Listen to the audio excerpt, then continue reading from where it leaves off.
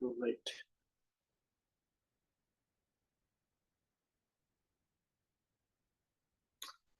Okay. ಮಾತಾಡ್ತಾ ಇರೋದು ಕೇಳಿಸ್ತಾ ಇದೆಯಾ? ದಯವಿಟ್ಟು ಯಾರ್ಯಾರು ಆನ್ಲೈನ್ ಇದ್ದೀರಾ?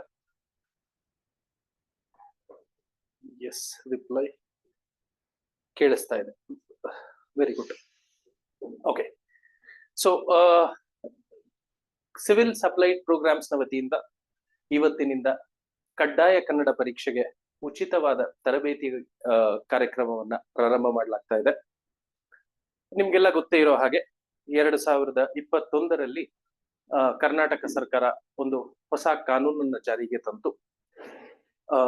ಕರ್ನಾಟಕದಲ್ಲಿ ಇರುವಂತಹ ಸರ್ಕಾರಿ ಹುದ್ದೆಗಳಲ್ಲಿ ಕನ್ನಡ ಆಡಳಿತ ಭಾಷೆ ಆಗಿರೋದ್ರಿಂದ ಕನ್ನಡ ಬಲ್ಲವರಿಗೆ, ಅಂದ್ರೆ ಕರ್ನಾಟಕದವರಿಗೆ ಮಾತ್ರ ಅಂತಲ್ಲ, ಸರ್ಕಾರಿ ಹುದ್ದೆಗೆ ಬರುವಂತವ್ರಿಗೆ ಕನ್ನಡ ಬರಲೇಬೇಕು ಅನ್ನೋ ಉದ್ದೇಶದ ಮೇಲೆ ಕನ್ನಡ ಬಲ್ಲವರಿಗೆ ಮಾತ್ರ ಕರ್ನಾಟಕ ಸರ್ಕಾರದ ಹುದ್ದೆಗಳು ಅನ್ನುವ ಒಂದು ಕ್ರಮವನ್ನ ಜಾರಿಗೆ ತಂದಿದೆ.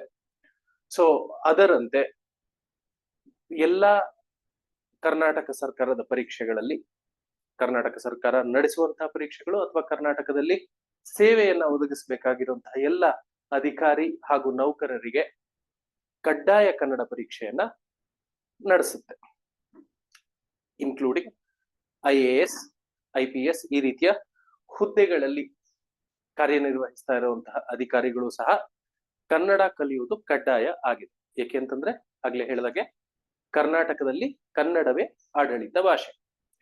ಸೊ ನಿಮ್ಗೆಲ್ಲ ಗೊತ್ತಿರೋ ಹಾಗೆ ಈಗಾಗ್ಲೇ ನೀವೆಲ್ಲರೂ ಬೇರೆ ಬೇರೆ ಪರೀಕ್ಷೆಗಳ ಸ್ಪರ್ಧಾಳುಗಳಾಗಿದ್ದೀರಾ. ಸೊ ನೀವೆಲ್ಲ ಹಲವಾರು ಪರೀಕ್ಷೆಗಳು, ಇಂಜಿನಿಯರಿಂಗ್ ಆಧಾರದ ಮೇಲೆ ಆಗಿರಬಹುದು ಅಥವಾ ನಿಮ್ಮ KS, IAS, FDA, SDA ಈ ರೀತಿಯ ಇತರೆ ಪರೀಕ್ಷೆಗಳನ್ನಾಗಿರ್ಬಹುದು ನೀವು ಬರೀತಾ ಇದ್ದೀರಾ. ಈ ಯಾವುದೇ ಪರೀಕ್ಷೆ ಆಗಿರ್ಲಿ, ಇದು KPSC ನಡೆಸುವಂತಹ ಪರೀಕ್ಷೆ ಆಗಿರ್ಬೋದು ಅಥವಾ ಕರ್ನಾಟಕ ಪರೀಕ್ಷಾ ಪ್ರಾಧಿಕಾರ ದಟ್ ಇಸ್ KEA ನಡೆಸುವಂತಹ ಒಂದು ಪರೀಕ್ಷೆ ಆಗಿರ್ಬೋದು, ಪ್ರತಿ ಎಲ್ಲಾ ಪರೀಕ್ಷೆಗಳಲ್ಲೂ ಕಡ್ಡಾಯ ಕನ್ನಡ ಒಂದು ಕಡ್ಡಾಯವಾದ ಪರೀಕ್ಷೆ. ಸೊ ಈ ಪರೀಕ್ಷೆ ಹೆಚ್ಚಿನ ಮಂದಿಗೆ, ಕನ್ನಡ ಬಲ್ಲವರಿಗೂ ಕನ್ನಡ ಬಾರದವರಿಗೂ ಕಬ್ಬಿಣದ ಕಡಲೆಯಾಗಿ ಕಾಡ್ತಾ ಇದೆ. ಈ ಪರೀಕ್ಷೆನಲ್ಲಿ ಉತ್ತೀರ್ಣ ಆಗೋದು ಹೇಗೆ, ಈ ಪರೀಕ್ಷೆನಲ್ಲಿ ಉತ್ತೀರ್ಣ ಆಗ್ಲಿಲ್ಲ ಅಂದ್ರೆ ಏನು, ಇತ್ಯಾದಿ ಸವಾಲುಗಳಿಗೆ ಉತ್ತರವನ್ನ ಹುಡ್ಕೊಳ್ಳಿಕ್ಕೆ ಅಂತಾನೆ ಈ ಉಚಿತ ತರಬೇತಿ ಕಾರ್ಯಕ್ರಮ. ಸೊ ಈ ಒಂದು ತರಗತಿಗಳನ್ನ ನಾನು ನಡೆಸ್ಕೊಡ್ತಾ ಇರತ್ತೇನೆ. ಸೊ ಕನ್ನಡದ ವ್ಯಾಕರಣದ ತರಗತಿಗಳೊಂದಿಗೆ ಕಡ್ಡಾಯ ಕನ್ನಡದ ಪರೀಕ್ಷೆಗೆ ನಿಮಗೆ ಈ ಒಂದು ಕಾರ್ಯಕ್ರಮದಲ್ಲಿ ತಯಾರಿಯನ್ನ ನಡೆಸ್ಕೊಡ್ಲಾಗುತ್ತೆ. ಸೊ ನಿಮಗೆ ಇವತ್ತಿನ ದಿನ ಬೋಧನೆ ಮಾಡ್ತಾ ಇರುವಂತದ್ದು ನನ್ನ ಹೆಸರು ಡಾಕ್ಟರ್ ಕೇಶವನೀರ. ನಾನು ಯಾರು? ನಾನು ಪ್ರಾಧ್ಯಾಪಕನಾಗಿ ಸ್ಪರ್ಧಾತ್ಮಕ ಪರೀಕ್ಷೆಗಳಲ್ಲಾಗಿರ್ಬೋದು, ಬರಹಗಾರನಾಗಿರ್ಬೋದು, ಕನ್ನಡದ ಕ್ಷೇತ್ರದಲ್ಲಿ ಅತ್ಯಲ್ಪ ಸಾಧನೆಯನ್ನ ಮಾಡಿ ಒಂದಷ್ಟು ಸಮಾಜದಲ್ಲಿ ಗುರುತಿಸ್ಕೊಂಡಿರುವಂಥವನು. ಅದಲ್ಲದೆ ನಾನು ಹಲವಾರು ಶೈಕ್ಷಣಿಕ ಸಂಸ್ಥೆಗಳಲ್ಲಿ ಪ್ರಾಂಶುಪಾಲನಾಗಿ ಕಾರ್ಯನಿರ್ವಹಿಸಿರುವಂಥವನು. ಓಕೆ. ಸೊ ಇದು ನನ್ನ ಬಗ್ಗೆ ಸಂಕ್ಷಿಪ್ತ ಮಾಹಿತಿ. ಮುಂದುವರೆದು ಇದು ನಾನು ಬಹುಶಃ ಇತಿಹಾಸದ ಬಗ್ಗೆ ಕನ್ನಡದ ಪತ್ರಿಕೆಗಳಲ್ಲಿ ಬರೆದಿರುವಂತಹ ನನ್ನ ಲೇಖನಗಳು. ಸೊ ಏನಕ್ಕೆ ಇದೆಲ್ಲ ಹೇಳ್ತಾ ಇದ್ದೀನಿ ಅನ್ನೋದಕ್ಕೆ ನಿಮ್ ಮುಂದಕ್ಕೆ ಅತಿ ಶೀಘ್ರದಲ್ಲಿ ಅರ್ಥ ಆಗುತ್ತೆ. ಸೊ ನಾನು ಕನ್ನಡ ಭಾಷೆ ಬಗ್ಗೆ ಮಾತಾಡ್ತಾ ಇದ್ದಾಗ ನಿಮ್ಮೆಲ್ಲರ ಮನಸ್ಸಲ್ಲಿ ಬರುವಂತದ್ದೇನು, ನಾನು ಪ್ರಾಧ್ಯಾಪಕನಾಗಿ ಕನ್ನಡ ಭಾಷೆಯ ಮೇಲೆ ತುಂಬಾ ಹಿಡಿತಾ ಇದೆ, ಅದಕ್ಕೆ ನಾನು ಕಡ್ಡಾಯ ಕನ್ನಡ ಪರೀಕ್ಷೆನ ತುಂಬಾ ಸುಲಭ ಅಂತ ಆಗಾಗ ಹೇಳ್ತಾ ಇರ್ತೀನಿ. ಸೊ ನೀವು ಹಾಗೆ ಅನ್ಕೋತಾ ಇರ್ತೀರಾ, ಏನು ಈ ತರ ಮೇಷ್ಟ್ರುಗಳಿಗಾದ್ರೆ, ಈ ರೀತಿಯ ಒಂದು ಹಿನ್ನೆಲೆ ಇರುವಂತಹ ಅಧ್ಯಾಪಕರಿಗಾದ್ರೆ ಕನ್ನಡ ಪರೀಕ್ಷೆ ಸುಲಭ ಆಗುತ್ತೆ, ನಮ್ಮಂಥವ್ರಿಗೆ ಅಲ್ಲ ಅಂತ. ನಿಮ್ಗೆ ಬಹುಶಃ ಅದು ನೀವು ಅನ್ಕೋತಾ ಇದ್ರೆ ಆ ರೀತಿ, ಅದು ಖಂಡಿತ ಸತ್ಯ ಅಲ್ಲ. ಏಕೆಂದ್ರೆ ನಾನು ಹೆಚ್ಚು ಪಾಠ ಮಾಡುವಂಥದ್ದು, ಬೋಧನೆ ಮಾಡುವಂಥದ್ದು ಆಂಗ್ಲ ಮಾಧ್ಯಮದಲ್ಲೇ. ಈಗಲೂ ಸಹ ನಿಮ್ಮ ಹತ್ರ ಮಾತಾಡ್ಬೇಕು ಅಂತ ನಾನು ಏನು ಪಾಠ ಮಾಡ್ತಾ ಇದ್ದೀನಿ, ನಡುವೆ ಖಂಡಿತ ಆಂಗ್ಲ ಪದಗಳು ಬರ್ತಾ ಇರುತ್ತೆ. ಏನಪ್ಪಾ ಇದು ಕನ್ನಡದ ತರಗತಿಗಳು ಅಂತಂದ್ಬಿಟ್ಟು ಮೇಷ್ಟ್ರೇನೆ ಆಂಗ್ಲ ಬಳಸ್ತಾರೆ ಅಂತ ಅನ್ಕೋಬಿಡಿ. ಅದು ಸಹಜ, ಸರ್ವೇ ಸಾಮಾನ್ಯ. ನಾನು ನಿಮ್ಗೆ ಹೇಳುವಂಥದ್ದು ಈ ರೀತಿಯ ಕನ್ನಡವನ್ನ ನೀವು ನನ್ನಂತೆಯೇ ಸಮರ್ಥರಾಗಿ ಕನ್ನಡವನ್ನ ಬಳಸೋದು ಹೇಗೆ ಅನ್ನೋದ್ರ ಬಗ್ಗೆ ನಾನ್ ತಿಳಿಸ್ತೀನಿ. ನೀವು ಅದ್ರ ಬಗ್ಗೆ ನೀವು ಈ ಕನ್ನಡ ಭಾಷೆಯ ಪ್ರಾವೀಣ್ಯತೆ ಇದ್ರೆ ಮಾತ್ರ ಕನ್ನಡ ಬರೀಬಹುದು ಅಥವಾ ಕಡ್ಡಾಯ ಕನ್ನಡ ಪರೀಕ್ಷೆನ ಪಾಸು ಮಾಡಬಹುದು ಅನ್ನೋದು ಶತ ಸುಳ್ಳು. ಯಾವುದೇ ಕನ್ನಡದ ಅಲ್ಪ ಸ್ವಲ್ಪ ಜ್ಞಾನ ಇದ್ದು ನಿಮ್ಗೆ ಮಾತಾಡ್ಲಿಕ್ಕೆ ಬರುತ್ತೆ, ಅಕ್ಷರಗಳನ್ನ ಬರೀಲಿಕ್ಕೆ ಬರುತ್ತೆ ಅಂತಂದ್ರು ಕೆಲವೊಂದು ವಿಧಗಳಿಂದ ಕಡ್ಡಾಯ ಕನ್ನಡ ಪರೀಕ್ಷೆಯನ್ನ ತುಂಬಾ ಸುಲಭವಾಗಿ ಪಾಸ್ ಮಾಡಬಹುದು. ಸೊ ಅದನ್ನ ಅರ್ಥೈಸ್ಲಿಕ್ಕೇನೆ ನಾನು ಈ ಒಂದು ತರಬೇತಿ ಕಾರ್ಯಕ್ರಮವನ್ನ ಪ್ರಾರಂಭ ಮಾಡಿರುವಂಥದ್ದು. ಮೊಟ್ಟ ಮೊದಲಿಗೆ ನಾವು ಅರ್ಥ ಮಾಡ್ಕೋಬೇಕಾಗಿರುವಂಥದ್ದು ಕಡ್ಡಾಯ ಕನ್ನಡ ಪರೀಕ್ಷೆಯಲ್ಲಿ ಯಾವ ರೀತಿಯ ಪ್ರಶ್ನೆ ಪತ್ರಿಕೆ ಇರುತ್ತೆ. ನಿಮ್ಗೆ ಈಗಾಗ್ಲೇ ಗೊತ್ತಿದೆ, ನೀವು ಅಭಿಯಂತರದ ಪರೀಕ್ಷೆಯನ್ನ ಬರೀತಾ ಇದ್ರೆ ಹೆಚ್ಚಿನ ಬಹುಶಃ ಕೇಳುಗರು ಶ್ರೋತೃಗಳು ಇವತ್ತು ನನ್ನ ತರಗತಿಯನ್ನ ಕೇಳ್ತಾ ಇರುವಂತವ್ರು ಹೆಚ್ಚಿನ ಮಂದಿ ಅಭಿಯಂತರರ ಪರೀಕ್ಷೆಯನ್ನ ಬರೀಲಿಕ್ಕೆ ಹೊರಟಿರುವಂತವ್ರು. ಇಂಜಿನಿಯರಿಂಗ್ ಎಕ್ಸಾಮ್ಸ್, ಕನ್ನಡದಲ್ಲಿ ಇಂಜಿನಿಯರಿಂಗ್ಗೆ ಅಭಿಯಂತರರು ಅಂತ ಕರೀತಾರೆ.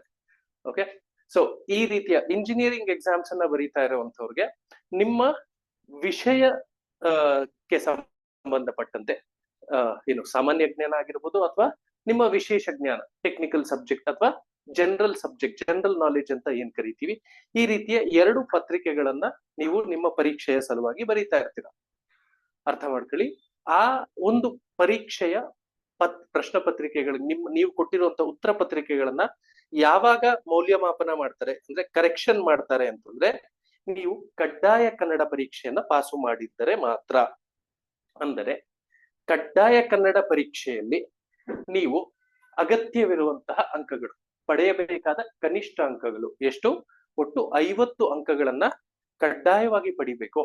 ಸೊ ನಿಮ್ಮ ಈ ಕಡ್ಡಾಯ ಕನ್ನಡ ಪತ್ರಿಕೆಯಲ್ಲಿ 50 ಅಂಕಗಳು ಬಾರದೆ ಹೋದರೆ ನೀವು ಎಷ್ಟೇ ಚೆನ್ನಾಗಿ ನಿಮ್ಮ ಒಂದು ಪರೀಕ್ಷೆಗಳನ್ನ ಅಂದ್ರೆ ಸಾಮಾನ್ಯ ಜ್ಞಾನ ಆಗಿರ್ಬೋದು ಅಥವಾ ನಿಮ್ಮ ಟೆಕ್ನಿಕಲ್ ಸಬ್ಜೆಕ್ಟ್ ನ ಆಧಾರವಾಗಿ ಬಂದಿರುವಂತಹ ಪರೀಕ್ಷೆ ಆಗಿರ್ಬೋದು, ಆ ಪರೀಕ್ಷೆಯಲ್ಲಿ ನೀವು 100ಕ್ಕೆ 100 ತೆಗೆದಿದ್ದರೂ ಸಹ ಆ ಪರೀಕ್ಷೆಯ ಉತ್ತರ ಪತ್ರಿಕೆಗಳನ್ನ ಮೌಲ್ಯಮಾಪನ ಮಾಡಲಾಗುವುದಿಲ್ಲ.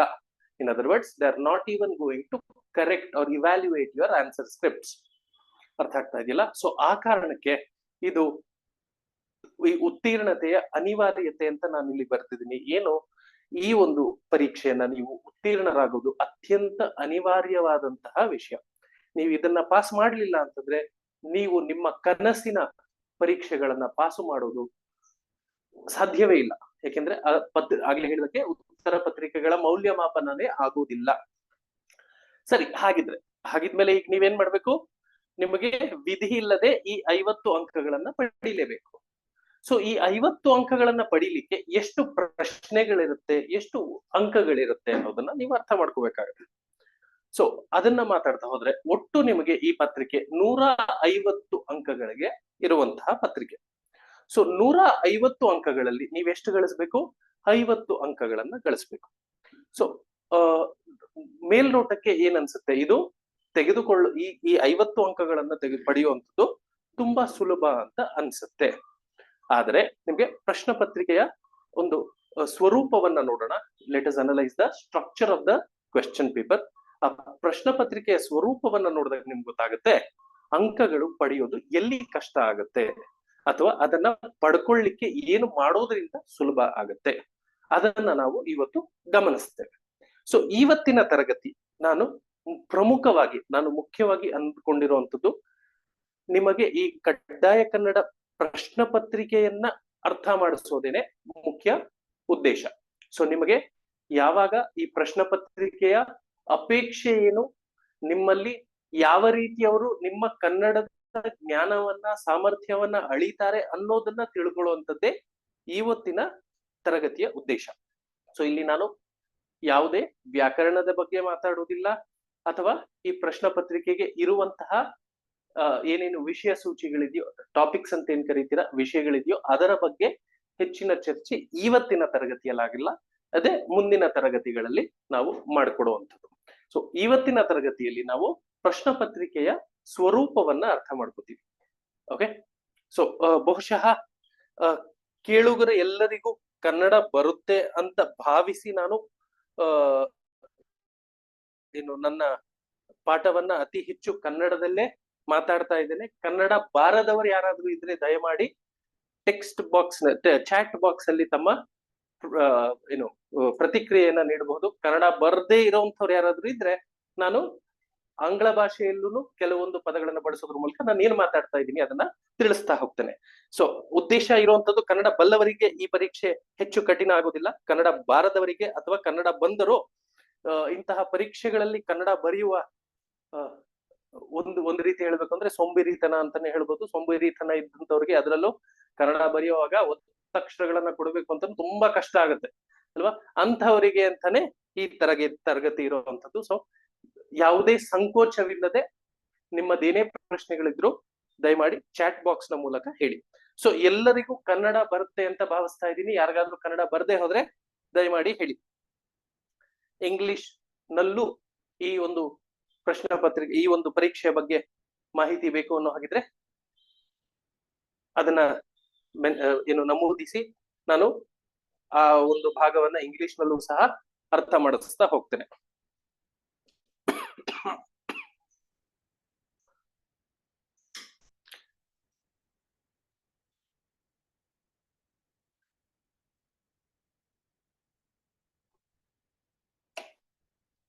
ಚಾಟ್ ಬಾಕ್ಸ್ ನಲ್ಲಿ ನಿಮ್ಮ ಉತ್ತರಕ್ಕೆ ಕಾಯ್ತಾ ಇದ್ದೀನಿ.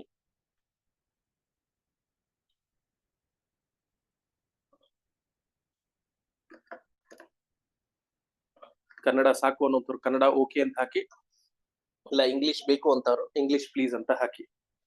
ದಯಮಾಡಿ ನಿಮ್ಮ ಪ್ರತಿಕ್ರಿಯೆಯನ್ನು ತಿಳಿಸಿ.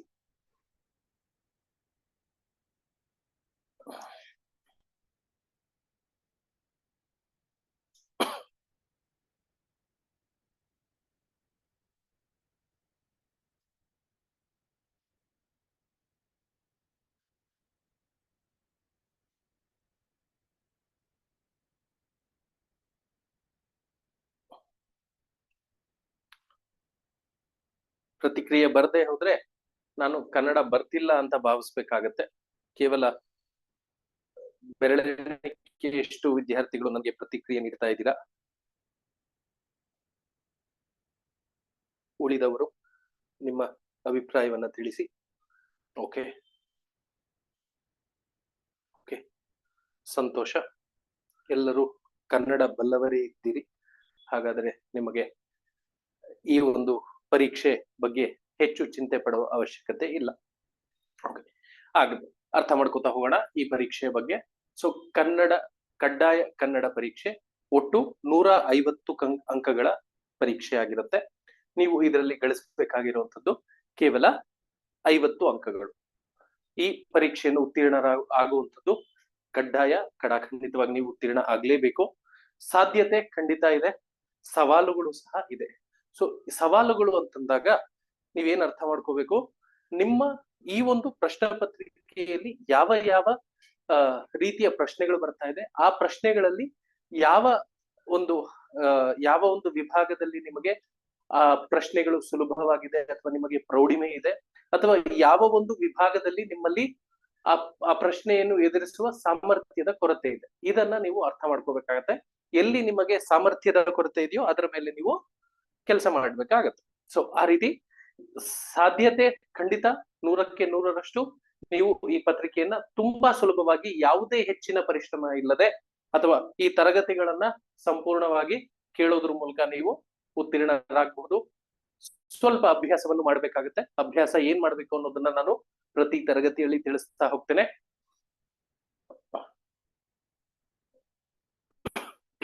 ಸೊ ಸವಾಲುಗಳು ನಿಮ್ಮ ಈ ಪ್ರತಿಯೊಂದು ವಿಭಾಗದಲ್ಲಿ ಇರುವಂತಹ ಸಾಮರ್ಥ್ಯವನ್ನ ಅರ್ಥ ಮಾಡ್ಕೊಳ್ಳೋದಾಗಿರುತ್ತೆ. ಸೊ ಪ್ರಶ್ನೆ ಪತ್ರಿಕೆಯನ್ನ ಅರ್ಥ ಮಾಡ್ಕೊತಾ ಹೋಗೋಣ. ಸೊ ಮುಖ್ಯವಾಗಿ 150 ಅಂಕಗಳ ಒಂದು ಪ್ರಶ್ನೆ ಪತ್ರಿಕೆ ಆಗಿದ್ದು, ಇದರಲ್ಲಿ 100 ಅಂಕಗಳಿಗೆ ಈ ರೀತಿಯ ಪ್ರಶ್ನೆಗಳು ಬಂದಿರುತ್ತೆ. ಮೊದಲನೆಯದ್ದು ಪ್ರಬಂಧ. ನಿಮ್ಗೆ ಸಾಮಾನ್ಯವಾಗಿ ಪ್ರಶ್ನೆ ಪತ್ರಿಕೆ ಪ್ರಾರಂಭ ಆಗುವಂತದ್ದೇ ಪ್ರಬಂಧದಿಂದ. ನೀವು ಯಾವ ಪರೀಕ್ಷೆಯನ್ನ ಬರೀತಾ ಇದ್ದೀರಾ ಅನ್ನೋದ್ರ ಮೇಲೆ ಈ ಒಂದು ಕಡ್ಡಾಯ ಕನ್ನಡದಲ್ಲಿ ಎಷ್ಟು ಪ್ರಬಂಧಗಳನ್ನ ಅಪೇಕ್ಷಿಸಬಹುದು ಅನ್ನೋದು ಬದಲಾಗುತ್ತೆ. ನಾನು ಇಲ್ಲಿ ಕೊಟ್ಟಿರುವಂತದ್ದು ಒಂದೇ ಒಂದು ಪ್ರಬಂಧ. ಈ ಪ್ರಬಂಧವನ್ನ ನೀವು ಕನಿಷ್ಠ 300 ಪದಗಳಲ್ಲಿ ಬರೀಬೇಕಾಗತ್ತೆ. ಮತ್ತು ಈ ಒಂದು ಪ್ರಬಂಧಕ್ಕೆ ನಿಮ್ಗೆ 25 ಅಂಕಗಳು ದೊರೆಯುತ್ತೆ. ಅರ್ಥ ಮಾಡ್ಕೊಳ್ಳಿ. ಪ್ರಬಂಧವನ್ನ ನಿಮ್ಗೆ ನಾನು ಒಂದು ಉದಾಹರಣೆಯನ್ನ ಕೊಡ್ತಾ ಇದ್ದೀನಿ. ಕೆಲವೊಮ್ಮೆ ಇದೇ ಪ್ರಬಂಧವನ್ನ ಒಂದು 5 ವಿಷಯಗಳನ್ನ ನೀಡಿ ಆ 5ರಲ್ಲಿ ಯಾವ್ದಾದ್ರು ಒಂದನ್ನು ಬರೀರಿ ಅನ್ಬೋದು, ಅಥವಾ 5 ವಿಷಯಗಳ ಬಗ್ಗೆ ಪ್ರಬಂಧ ಬರೀರಿ ಅಂದ್ಬಿಟ್ಟು ಒಂದು ಪ್ರಬಂಧಕ್ಕೆ 5 ಅಂಕಗಳನ್ನಿಟ್ಟು ಪದಮಿತಿಯನ್ನ ಕಡಿಮೆ ಮಾಡಬಹುದು.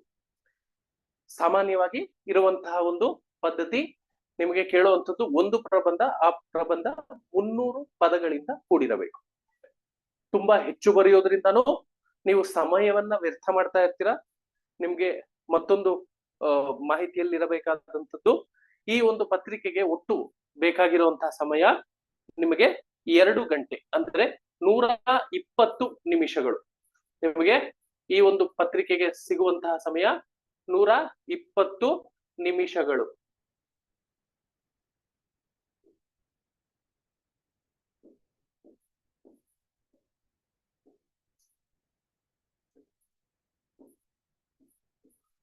ಸಮಯವನ್ನ ತುಂಬಾನೇ ಎಚ್ಚರಿಕೆಯಿಂದ ನಿರ್ವಹಿಸಬೇಕು.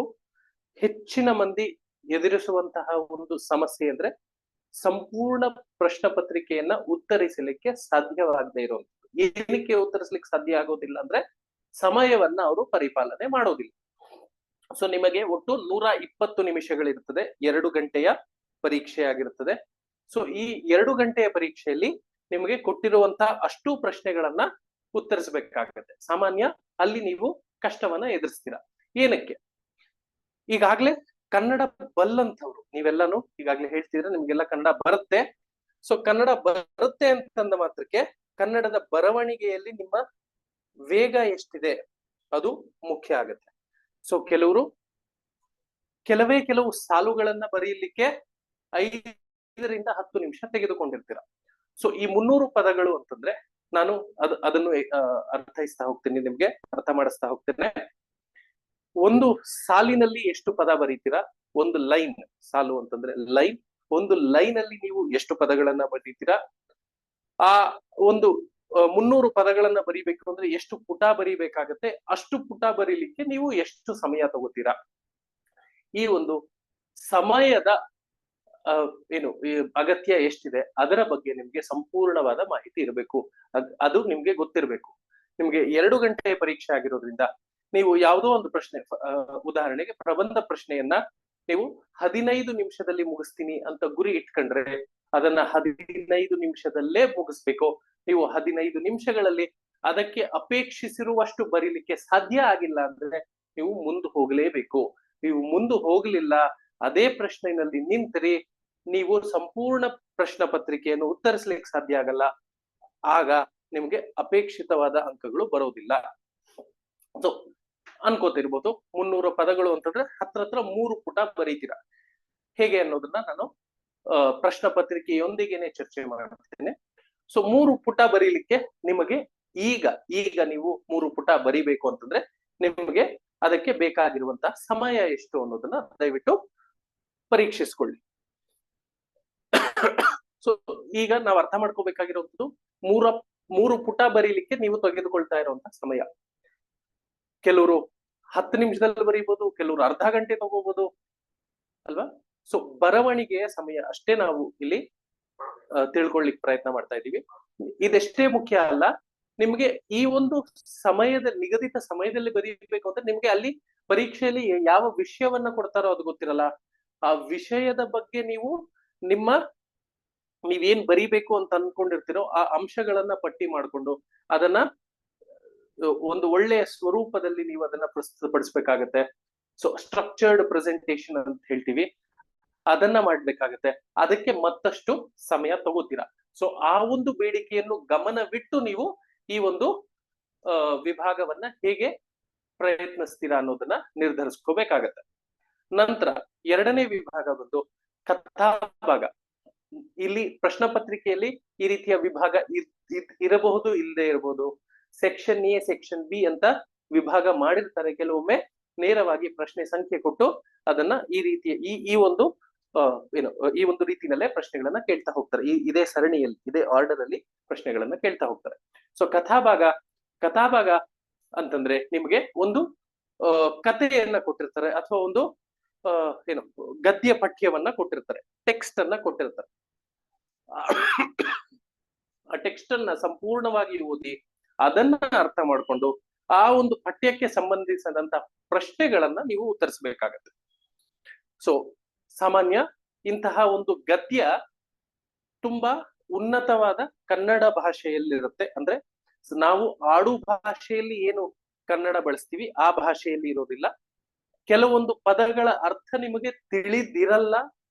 ಈ ಕನ್ನಡ ಬಲ್ಲವರ್ಗು ಸ್ವಲ್ಪ ಕಷ್ಟವಾಗುವಂತಹ ಕನ್ನಡ ಪದಗಳನ್ನೇ ಬಳಸಿರ್ತಾರೆ. ಸೊ ಆ ಒಂದು ಗದ್ಯವನ್ನ ನೀವು ಅರ್ಥ ಮಾಡ್ಕೊಂಡು ನೀಡಿರತಕ್ಕಂತಹ ಪ್ರಶ್ನೆಗಳಿಗೆ ಉತ್ತರ ಬರೀಬೇಕಾಗತ್ತೆ. 5 ಪ್ರಶ್ನೆಗಳಿರ್ತವೆ. ಒಂದೊಂದು ಪ್ರಶ್ನೆಗೆ 5 ಅಂಕಗಳಿರ್ತದೆ. ಒಂದೊಂದು ಪ್ರಶ್ನೆಗೆ ಸರಿ ಸುಮಾರು 20 ಪದಗಳಷ್ಟಂತೂ ಉತ್ತರ ಆಗೇ ಆಗತ್ತೆ. ನೀವು ಹೇಗೆ ಲೆಕ್ಕಾಚಾರ ಮಾಡಿದ್ರು 20 ಪದಗಳಷ್ಟು ಬರೀತೀರಾ. ಹಾಗಿದ್ದಾಗ ನೀವು 5 ಪ್ರಶ್ನೆಗಳನ್ನ ಉತ್ತರಿಸಿದ್ರೆ 25 ಅಂಕಗಳು ಅಲ್ಲಿ ಬರುತ್ತೆ. ಮುಂದಿನ ವಿಭಾಗ ಬಂದು ಸಾರಾಂಶ ವಿಭಾಗ. ಈ ಸಾರಾಂಶ ಅಂತಂದ್ರೆ ನಿಮಗೆ ಹೇಗೆ ಈ ಒಂದು ಕಥಾಭಾಗದಲ್ಲಿ ಗದ್ಯವನ್ನ ಕೊಟ್ಟಿದ್ರೋ ಅದೇ ರೀತಿಯ ಒಂದು ಗದ್ಯವನ್ನ ಸಾರಾಂಶ ಭಾಗದಲ್ಲೂ ಕೊಟ್ಟಿರ್ತಾರೆ. ಆ ಗದ್ಯ ಸರಿ ಸುಮಾರು 300ರಿಂದ 500 ಪದಗಳನ್ನ ಒಳಗೊಂಡಿರುತ್ತೆ ಅಥವಾ ಅದಕ್ಕಿಂತ ಹೆಚ್ಚೇ ಇರುತ್ತೆ ಕೆಲವೊಮ್ಮೆ. ಆ ಒಂದು ಗದ್ಯದ ಅರ್ಥವನ್ನ ಗ್ರಹಿಸಿ ಅದರ ಸಾರಾಂಶವನ್ನ 100 ಪದಗಳಿಗೆ ಮೀರದಂತೆ ನೀವು ಬರೀಬೇಕಾಗತ್ತೆ. ನೀವು ಇಲ್ಲಿ ಅವರು ಅಪೇಕ್ಷಿಸ್ತಾ ಇರುವಂತಹ ನಿಮ್ಮಲ್ಲಿ ಇರಬೇಕಾಗಿರುವಂತಹ ಜ್ಞಾನ ಏನು ಅಂದ್ರೆ ಕನ್ನಡ ಭಾಷೆಯಲ್ಲಿರುವಂತಹ ಒಂದು ಗದ್ಯವನ್ನ ಎಷ್ಟು ಬೇಗ ಅರ್ಥೈಸ್ಕೋತೀರಾ, ಅದನ್ನ ಯಾವ ರೀತಿಯಾಗಿ ಸರಳ ಮಾಡಿ ಅತ್ಯಂತ ಕಡಿಮೆ ಗದ್ಯದಲ್ಲಿ ಮತ್ತೆ ಅದನ್ನ ಪ್ರಸ್ತುತಪಡಿಸ್ಲಿಕ್ಕೆ ಆಗತ್ತೆ. ಈ ಒಂದು ಶಕ್ತಿ ಅಥವಾ ಸಾಮರ್ಥ್ಯ ನಿಮ್ಮಲ್ಲಿ ಇದೆಯಾ ಅನ್ನೋದನ್ನ ಈ ಒಂದು ವಿಭಾಗದಲ್ಲಿ ಪರೀಕ್ಷೆ ಮಾಡ್ತಾ ಇರ್ತಾರೆ. ಇದರಲ್ಲೂ ಅಷ್ಟೇ ನೀವು ಕನ್ನಡವನ್ನು ಅರ್ಥ ಮಾಡ್ಕೊಳ್ಳುವಂತಹ ಒಂದು ರೀತಿಯನ್ನ ಈ ಒಂದು ವಿಭಾಗದಲ್ಲಿ ಪ್ರಶ್ನೆ ಮಾಡ್ತಾ ಇದ್ದಾರೆ ಅಥವಾ ಪರೀಕ್ಷೆ ಮಾಡ್ತಾ ಇದ್ದಾರೆ. ಸೊ ಇದನ್ನ ನೀವು ಯಶಸ್ವಿಯಾಗಿ ಮಾಡಿದ್ರೆ ಇದಕ್ಕೆ ಇರುವಂತಹ ಗರಿಷ್ಠ ಅಂಕಗಳು 25 ಅಂಕಗಳು. ನಂತರ ಇನ್ನೊಂದು ವಿಭಾಗ ಭಾಷಾಂತರ ಅಂತಂದ್ರೆ ನಿಮ್ಗೆ ಇಲ್ಲಿ ಆಂಗ್ಲ ಭಾಷೆಯಲ್ಲಿ ಒಂದು ಗದ್ಯವನ್ನ ನೀಡಿರ್ತಾರೆ. So there will be a text in English language. ಅದನ್ನ ನೀವು ಕನ್ನಡಕ್ಕೆ ಅನುವಾದ ಮಾಡ್ಬೇಕಾಗತ್ತೆ. ಹೆಚ್ಚೆಂದ್ರೆ 300 ಪದಗಳನ್ನ ಬರೀಬಹುದು. ಅದಕ್ಕಿಂತ 300 ಪದಗಳನ್ನ ಮೀರದಂತೆ ನೀವು ಅನುವಾದ ಮಾಡ್ಬೇಕಾಗತ್ತೆ. ಮತ್ತೆ ಆ ಒಂದು ಪ್ರಶ್ನೆಗೂ ಸಹ 25 ಅಂಕಗಳಿದೆ. ಸೊ ನೀವೀಗಾಗ್ಲೇ ನೋಡ್ಬೋದು ಈ ನಾಲ್ಕು ವಿಭಾಗಗಳಲ್ಲಿ 25 ಅಂಕಗಳನ್ನ ನೀಡಿರುವ ಮೂಲಕ ನಿಮಗೆ 100 ಅಂಕಗಳ ಪ್ರಶ್ನೆಗಳು ಇಲ್ಲೇ ಇದೆ. ನಿಮಗೆ ಯಾವುದೇ ವ್ಯಾಕರಣದ ಅಗತ್ಯ ಇಲ್ಲದೆ ಕನ್ನಡ ಭಾಷೆಯ ಕರೆಕ್ಟ್ ಅವೇರ್ನೆಸ್, ಸರಿಯಾದ ಜ್ಞಾನವಿದ್ದರೆ ಸಾಕು, ಕಡ್ಡಾಯ ಕನ್ನಡ ಪರೀಕ್ಷೆಯನ್ನ ಸುಲಲಿತವಾಗಿ ತೇರ್ಗಡೆ ಹೊಂದಬಹುದು. ಆದ್ರೆ ಅರ್ಥ ಮಾಡ್ಕೊಳ್ಳಿ, ಮುಖ್ಯವಾಗಿ ತಿಳ್ಕೊಬೇಕಾಗಿರುವಂಥದ್ದು, ಕೇಳಲಿಕ್ಕೆ ತುಂಬಾ ಸುಲಭ ಅನ್ಸುತ್ತೆ ಆದ್ರೆ ಮುಖ್ಯವಾಗಿ ನೀವು ತಿಳ್ಕೊಬೇಕಾಗಿರುವಂಥದ್ದು 25 ಅಂಕಗಳು ನಾನು ಬರೆದ್ರೆ ನನಗೂ ಕೊಡಲ್ಲ. ನಾನೇ ಅಂತಲ್ಲ, ಕನ್ನಡ ಭಾಷೆಯಲ್ಲಿ ಸ್ನಾತಕೋತ್ತರ ಪದವಿಯನ್ನ ಪಡೆದಿರುವಂತವ್ರು ಅಂದ್ರೆ MA ಕನ್ನಡ ಮಾಡಿರುವಂತಹ ವಿದ್ಯಾರ್ಥಿಗಳು ಸಹ ಇಂತಹದ್ದೇ ಪರೀಕ್ಷೆಗಳನ್ನ ಬರೀತಾ ಇರ್ತಾರೆ.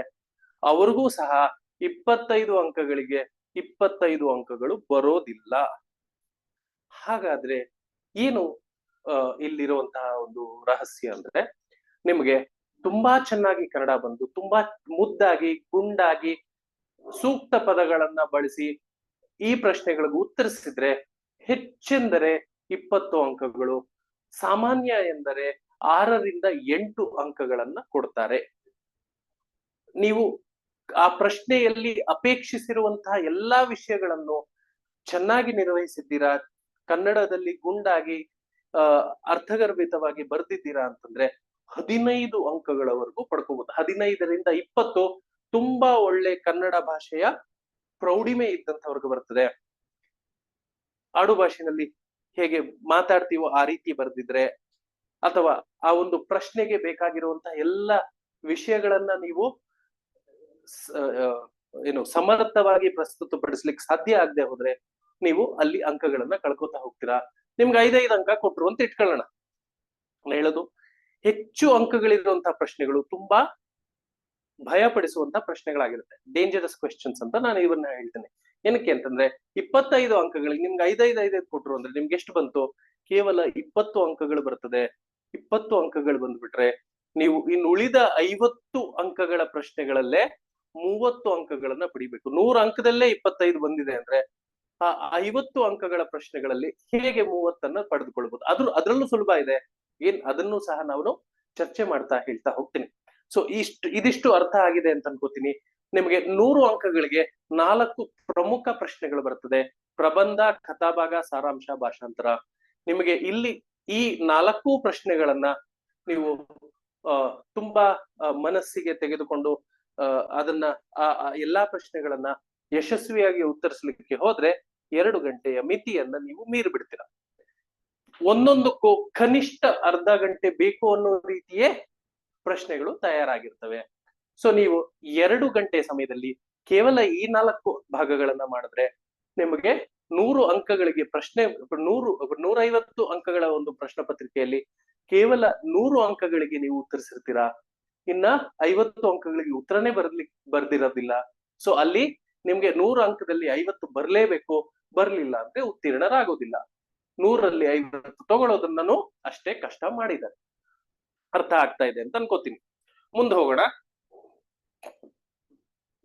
ಇದು 4 ಪ್ರಶ್ನೆಗಳು 100 ಅಂಕಗಳ ಬಗ್ಗೆ. ಇನ್ನು ಉಳಿದ 50 ಅಂಕಗಳಲ್ಲಿ ಯಾವ ರೀತಿಯ ಪ್ರಶ್ನೆಗಳು ಇರ್ತದೆ ಅದನ್ನು ಸಹ ನೋಡ್ಬಿಡೋಣ. ಪತ್ರ ಲೇಖನ, ನೀವೆಲ್ಲ ಪತ್ರ ಬರಿತಾನೆ ಇರ್ತೀರಾ ಅಲ್ವಾ? ಶಾಲೆಯಲ್ಲಿ ರಜೆ ಕೇಳಲಿಕ್ಕೆ ಪತ್ರ ಬರೆದಿರ್ತೀರಾ. ಅದೇ ರೀತಿ ಏನು ಪರೀಕ್ಷೆಗಳಲ್ಲಿ ಪತ್ರಲೇಖನ ಅನ್ನುವಂತಹ ಪರೀಕ್ಷೆಗಳನ್ನ ಈಗಾಗಲೇ ನೀವು ಬರೆದು ಅಭ್ಯಾಸ ಮಾಡ್ಕೊಂಡಿರ್ತೀರಾ. ಆದ್ರೂ ಸಹ ನೀವು ನಿಮ್ಮ ಶಾಲೆಯಲ್ಲಿ, ನಿಮ್ಮ ಕಾಲೇಜುಗಳಲ್ಲಿ ನೀವು ಬರೆದ ಪತ್ರಕ್ಕೆ ನಿಮ್ಮ ಏನು ಅಧ್ಯಾಪಕರು ಎಷ್ಟು ಅಂಕ ಕೊಡ್ತಾ ಇದ್ರು ಅಂತ ಜ್ಞಾಪಿಸ್ಕೊಂಡಾಗ ನಿಮ್ಗೆ ಗೊತ್ತಾಗುತ್ತೆ, ಕೆಲವ್ರಿಗೆ 5ಕ್ಕೆ 5 ಅಂಕ, 10ಕ್ಕೆ 10 ಅಂಕ ಸಿಕ್ತಿರ್ಬಹುದು. ಆದ್ರೆ ಕೆಲವ್ರಿಗೆ ಅಂಕಗಳು ಈ ಇಂತಹ ಪ್ರಶ್ನೆಗಳಲ್ಲಿ ಬರ್ತಿರಲ್ಲ. ಸಮಸ್ಯೆ ಏನು? ಪತ್ರ ಲೇಖನಕ್ಕೆ ಒಂದು ವ್ಯವಸ್ಥಿತವಾದ ರೂಪ ಇದೆ. ಅದೇ ರೀತಿಯಲ್ಲಿ ನೀವು ಪತ್ರಗಳನ್ನ ಬರಿಬೇಕಾಗತ್ತೆ. ಆ ಒಂದು ನೀವು ಆ ಒಂದು ವ್ಯವಸ್ಥಿತ ರೂಪ ಇದೆ ಅದನ್ನ ಪಾಲಿಸಿದ್ದೀರಾ? ನೀವು ಪತ್ರ ಲೇಖನವನ್ನ ಅಥವಾ ಪತ್ರವನ್ನ ಬರೆಯುವಾಗ ಬಳಸಬೇಕಾಗಿರುವಂತ ಸೂಕ್ತ ಪದಗಳನ್ನ ಬಳಸಿದ್ದೀರಾ? ಇದೆಲ್ಲವನ್ನು ಗಮನಿಸ್ತಾ ಹೋಗ್ತಾರೆ. 10 ಅಂಕಗಳ ಪ್ರಶ್ನೆ 5 ಅಂಕಗಳನ್ನ ಸುಲಭವಾಗಿ ಪಡ್ಕೋಬಹುದು ಅಭ್ಯಾಸ ಮಾಡೋದ್ರ ಮೂಲಕ. ಅಂತಂದ್ರೆ ನೀವು ಕನಿಷ್ಠ ಪತ್ರಲೇಖನದ ಬಗ್ಗೆ ಒಂದು 10 ಪ್ರಶ್ನೆಗಳನ್ನ ಉತ್ತರಿಸಿ ಅಭ್ಯಾಸ ಮಾಡಿದ್ರೆ ನೀವು ಸುಲಭವಾಗಿ 5ರಿಂದ 8 ಅಂಕಗಳವರೆಗೆ ಅಪೇಕ್ಷೆ ಪಡಬಹುದು ಪರೀಕ್ಷೆಯಲ್ಲಿ. ಸೊ ಆದ್ರೆ ಇದಕ್ಕೆ ಅಭ್ಯಾಸ ಮುಖ್ಯ, ಸುಲಭವಾಗಿ ಅಂಕ ಗಳಿಸುವಂತಹ ಒಂದು ವಿಭಾಗ. ನಂತರ ಬರುವಂತದ್ದು ಗಾದೆಗಳನ್ನು ವಿವರಿಸಿ. 1-2 ಗಾದೆಗಳನ್ನ ಕೊಟ್ಟಿರ್ತಾನೆ, ಅದನ್ನ ನೀವು ಅದರ ಅರ್ಥ ನಿಮಗೆ ಗೊತ್ತಿರಬೇಕು. ಆ ಅರ್ಥವನ್ನ ನೀವು ವಿವರಿಸಬೇಕು. 20 ಪದಗಳಲ್ಲಿ ವಿವರಿಸಬೇಕು. ಅದಕ್ಕೆ ನಿಮಗೆ 10 ಅಂಕಗಳು ಸಿಗುತ್ತೆ. ಅದೇ ರೀತಿ ನುಡಿಗಟ್ಟುಗಳು ಅಂತ, ಗಾದೆಗಳಿಗೂ ನುಡಿಗಟ್ಟುಗಳಿಗೂ ವ್ಯತ್ಯಾಸ. ಗಾದೆಗಳು ರೂಢಿ ಭಾಷೆಯಲ್ಲಿ ಬಂದಿರುವಂತದ್ದು. ನುಡಿಗಟ್ಟುಗಳು ಅಂತಂದ್ರೆ ಇಂಗ್ಲಿಷ್ ನಲ್ಲಿ ಏನು ಫ್ರೇಸಸ್ ಅಂಡ್ ಇಡಿಯಮ್ಸ್ ಅಂತೀವಿ ಆ ರೀತಿಯ ಒಂದು ಬಳಕೆ ಆಗಿರುತ್ತೆ.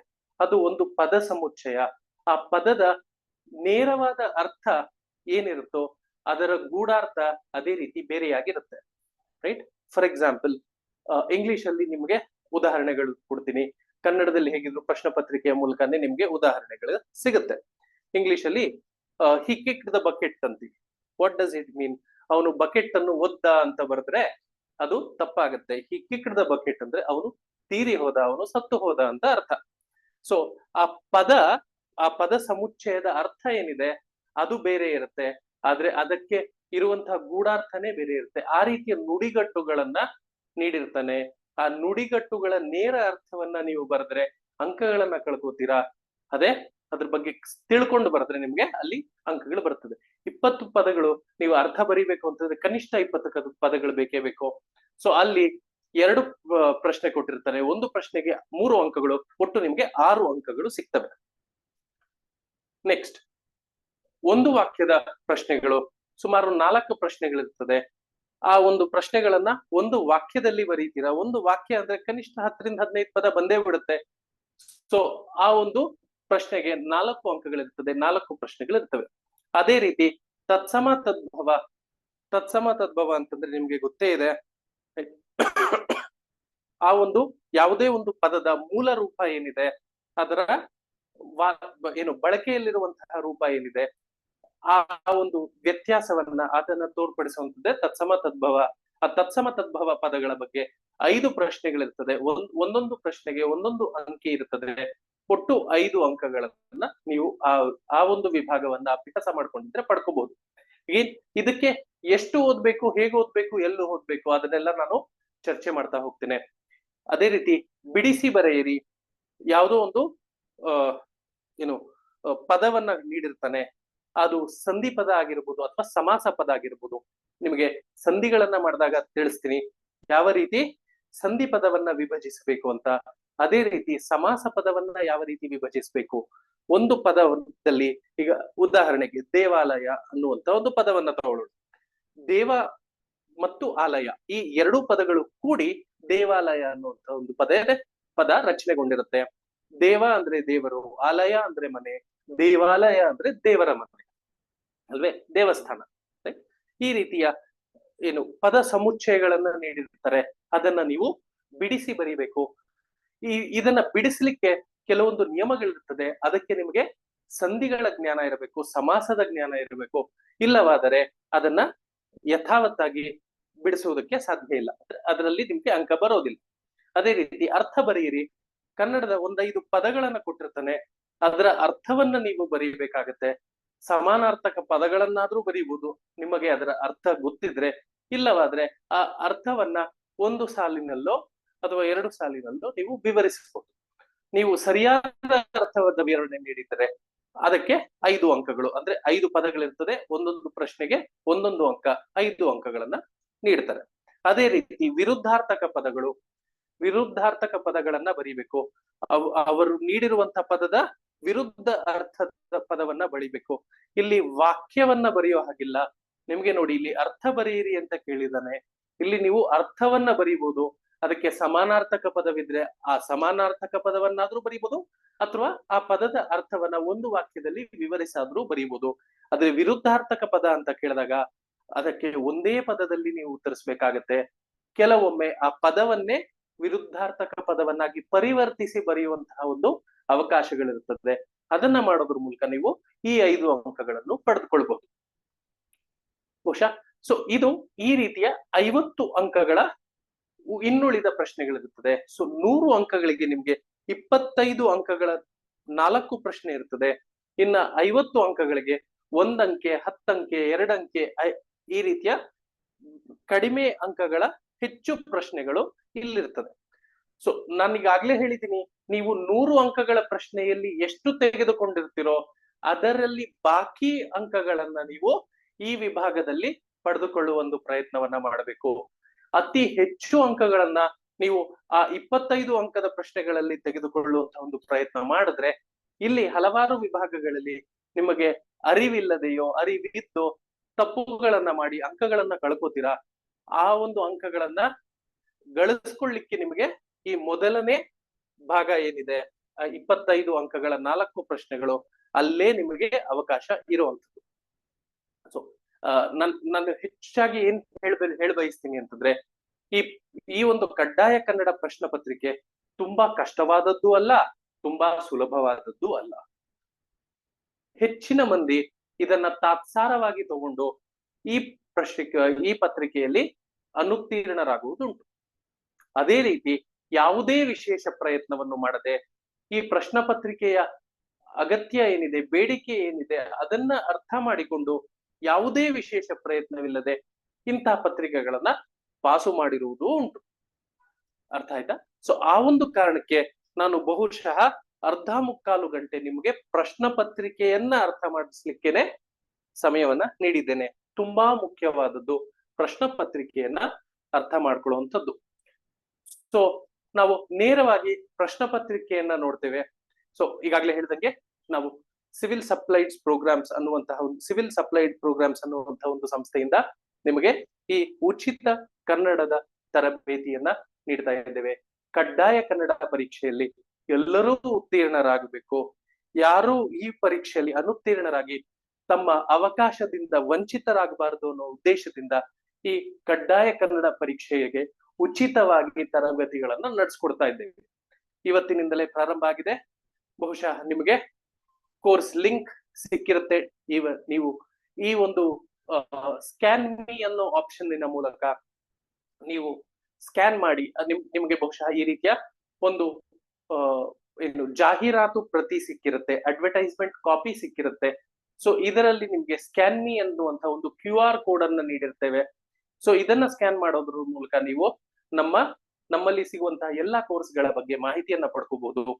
ಅದೇ ರೀತಿ ನಮ್ಮ ಇತರೆ ಯೂಟ್ಯೂಬ್ ಚಾನಲ್ ಆಗಿರ್ಬೋದು, ಡೆಮೋ ಕ್ಲಾಸ್ ಲಿಂಕ್ ಆಗಿರ್ಬೋದು, ಎನ್ಕ್ವೈರಿ ಗೂಗಲ್ ಫಾರ್ಮ್ ಆಗಿರ್ಬೋದು, ಅದನ್ನ ನೀವು ಈ ಒಂದು ಸ್ಕ್ಯಾನ್ ಬಿ ನಲ್ಲಿ ಹೋಗಿ QR ಕೋಡ್ ಅನ್ನ ಸ್ಕ್ಯಾನ್ ಮಾಡೋದ್ರ ಮೂಲಕ ನೀವು ಅದನ್ನೆಲ್ಲವನ್ನು ನೋಡಬಹುದು, ಪಡಿಬಹುದು. ಸೊ ಸಿವಿಲ್ ಸಪ್ಲೈ ಪ್ರೋಗ್ರಾಮ್ಸ್ ಸಂಸ್ಥೆಯ ಬಗ್ಗೆ ಒಂದು ಸಣ್ಣ ಮಾಹಿತಿಯನ್ನ ನೀಡ್ಲಿಕ್ಕೆ ಇಚ್ಛೆ ಪಡ್ತೇನೆ. ಹಲವಾರು ಮಂದಿಗೆ ಮಾಹಿತಿಯ ಕೊರತೆ ಇರುತ್ತೆ. ಅವರ ಅಗತ್ಯತೆಗಳನ್ನ ಒದಗಿಸುವಂತಹ ಒಂದು ವೇದಿಕೆ ಇರುತ್ತೆ, ಆದ್ರೆ ಅದ್ರ ಬಗ್ಗೆ ಅರಿವಿರೋದಿಲ್ಲ, ಮಾಹಿತಿ ಇರೋದಿಲ್ಲ. ಆ ಮಾಹಿತಿಯನ್ನ ನೀಡ್ಲಿಕ್ಕೆ ಅಂತ ಈ 1-5 ನಿಮಿಷಗಳನ್ನ ಈ ಮೂಲಕ ನಾನು ವ್ಯಯ ಮಾಡ್ಲಿಕ್ಕೆ ಇಷ್ಟಪಡ್ತೇನೆ. ಸೊ ಈ ನಮ್ಮಲ್ಲಿ AE ಅಥವಾ JE ಅಥವಾ ಅಸಿಸ್ಟೆಂಟ್ ಇಂಜಿನಿಯರ್ ಮತ್ತೆ ಜೂನಿಯರ್ ಇಂಜಿನಿಯರ್, ಕಿರಿಯ ಅಭಿಯಂತರರು, ಸಹಾಯಕ ಅಭಿಯಂತರರ ಹುದ್ದೆಗಳಿಗೆ ತಯಾರಿಯನ್ನ ನಡೆಸ್ಕೊಡ್ತೇವೆ. ಸೊ ನಿಮಗೆ ಈ ಒಂದು ಪರೀಕ್ಷೆಗೆ ಯಾವ ರೀತಿ ತಯಾರಿಯನ್ನ ಮಾಡ್ಕೋಬಹುದು, ಯಾವ ರೀತಿಯ ತರಗತಿಗಳು ನಿಮ್ಗೆ ನಡೆಯುತ್ತೆ. ಒಂದು ಕ್ಲಾಸ್ ರೂಮ್ ತರಗತಿಗಳನ್ನ ಮಾಡ್ತೇವೆ, ಆಫ್ಲೈನ್ ತರಗತಿಗಳಲ್ಲಿ ಅಂದ್ರೆ ನೀವು ನೇರವಾಗಿ ಬಂದು ನಮ್ಮ ತರಗತಿಗಳಲ್ಲಿ ಕುಳಿತು ಪಾಠಗಳನ್ನು ಕೇಳುವುದರ ಮೂಲಕ ನೀವು ಈ ಒಂದು ಪರೀಕ್ಷೆಗಳಿಗೆ ತಯಾರಿ ನಡೆಸಬಹುದು. ಈಗ ನೀವು ನನ್ನ ಪಾಠವನ್ನ ಕೇಳುತ್ತಿರುವ ರೀತಿಯಲ್ಲೇ ಆನ್ಲೈನ್ ಲೈವ್ ಕ್ಲಾಸ್ಗಳ ಮೂಲಕ ಪಾಠಗಳನ್ನ ಕೇಳಬಹುದು.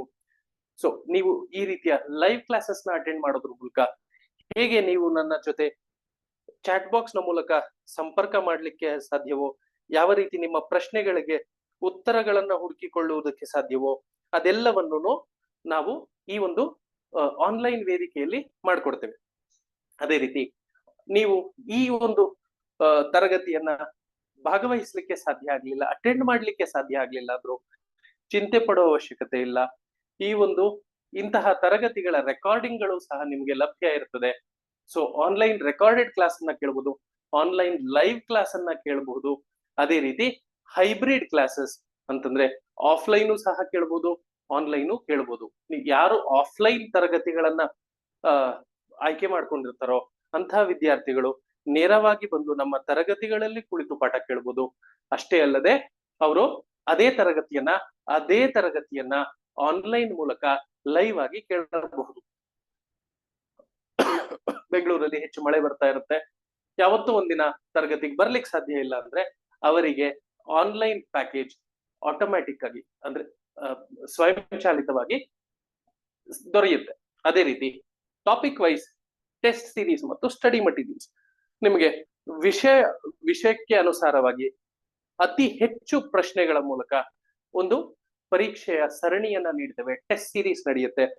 ಈ ಪರೀಕ್ಷೆಗಳನ್ನ ನೀವು ತುಂಬಾ ಜಾಗರೂಕವಾಗಿ ತೆಗೆದುಕೊಳ್ಳೋದ್ರಿಂದ ನಿಮ್ಮ ಅಭ್ಯಾಸದ ಸ್ಥಿತಿಯನ್ನ ಉನ್ನತವಾಗಿ ಬೆಳೆಸ್ಕೋಬಹುದು. ಅದೇ ರೀತಿ 1-on-1 ಪರ್ಸನಲ್ ಗೈಡೆನ್ಸ್ ಸಹ ಇರ್ತದೆ.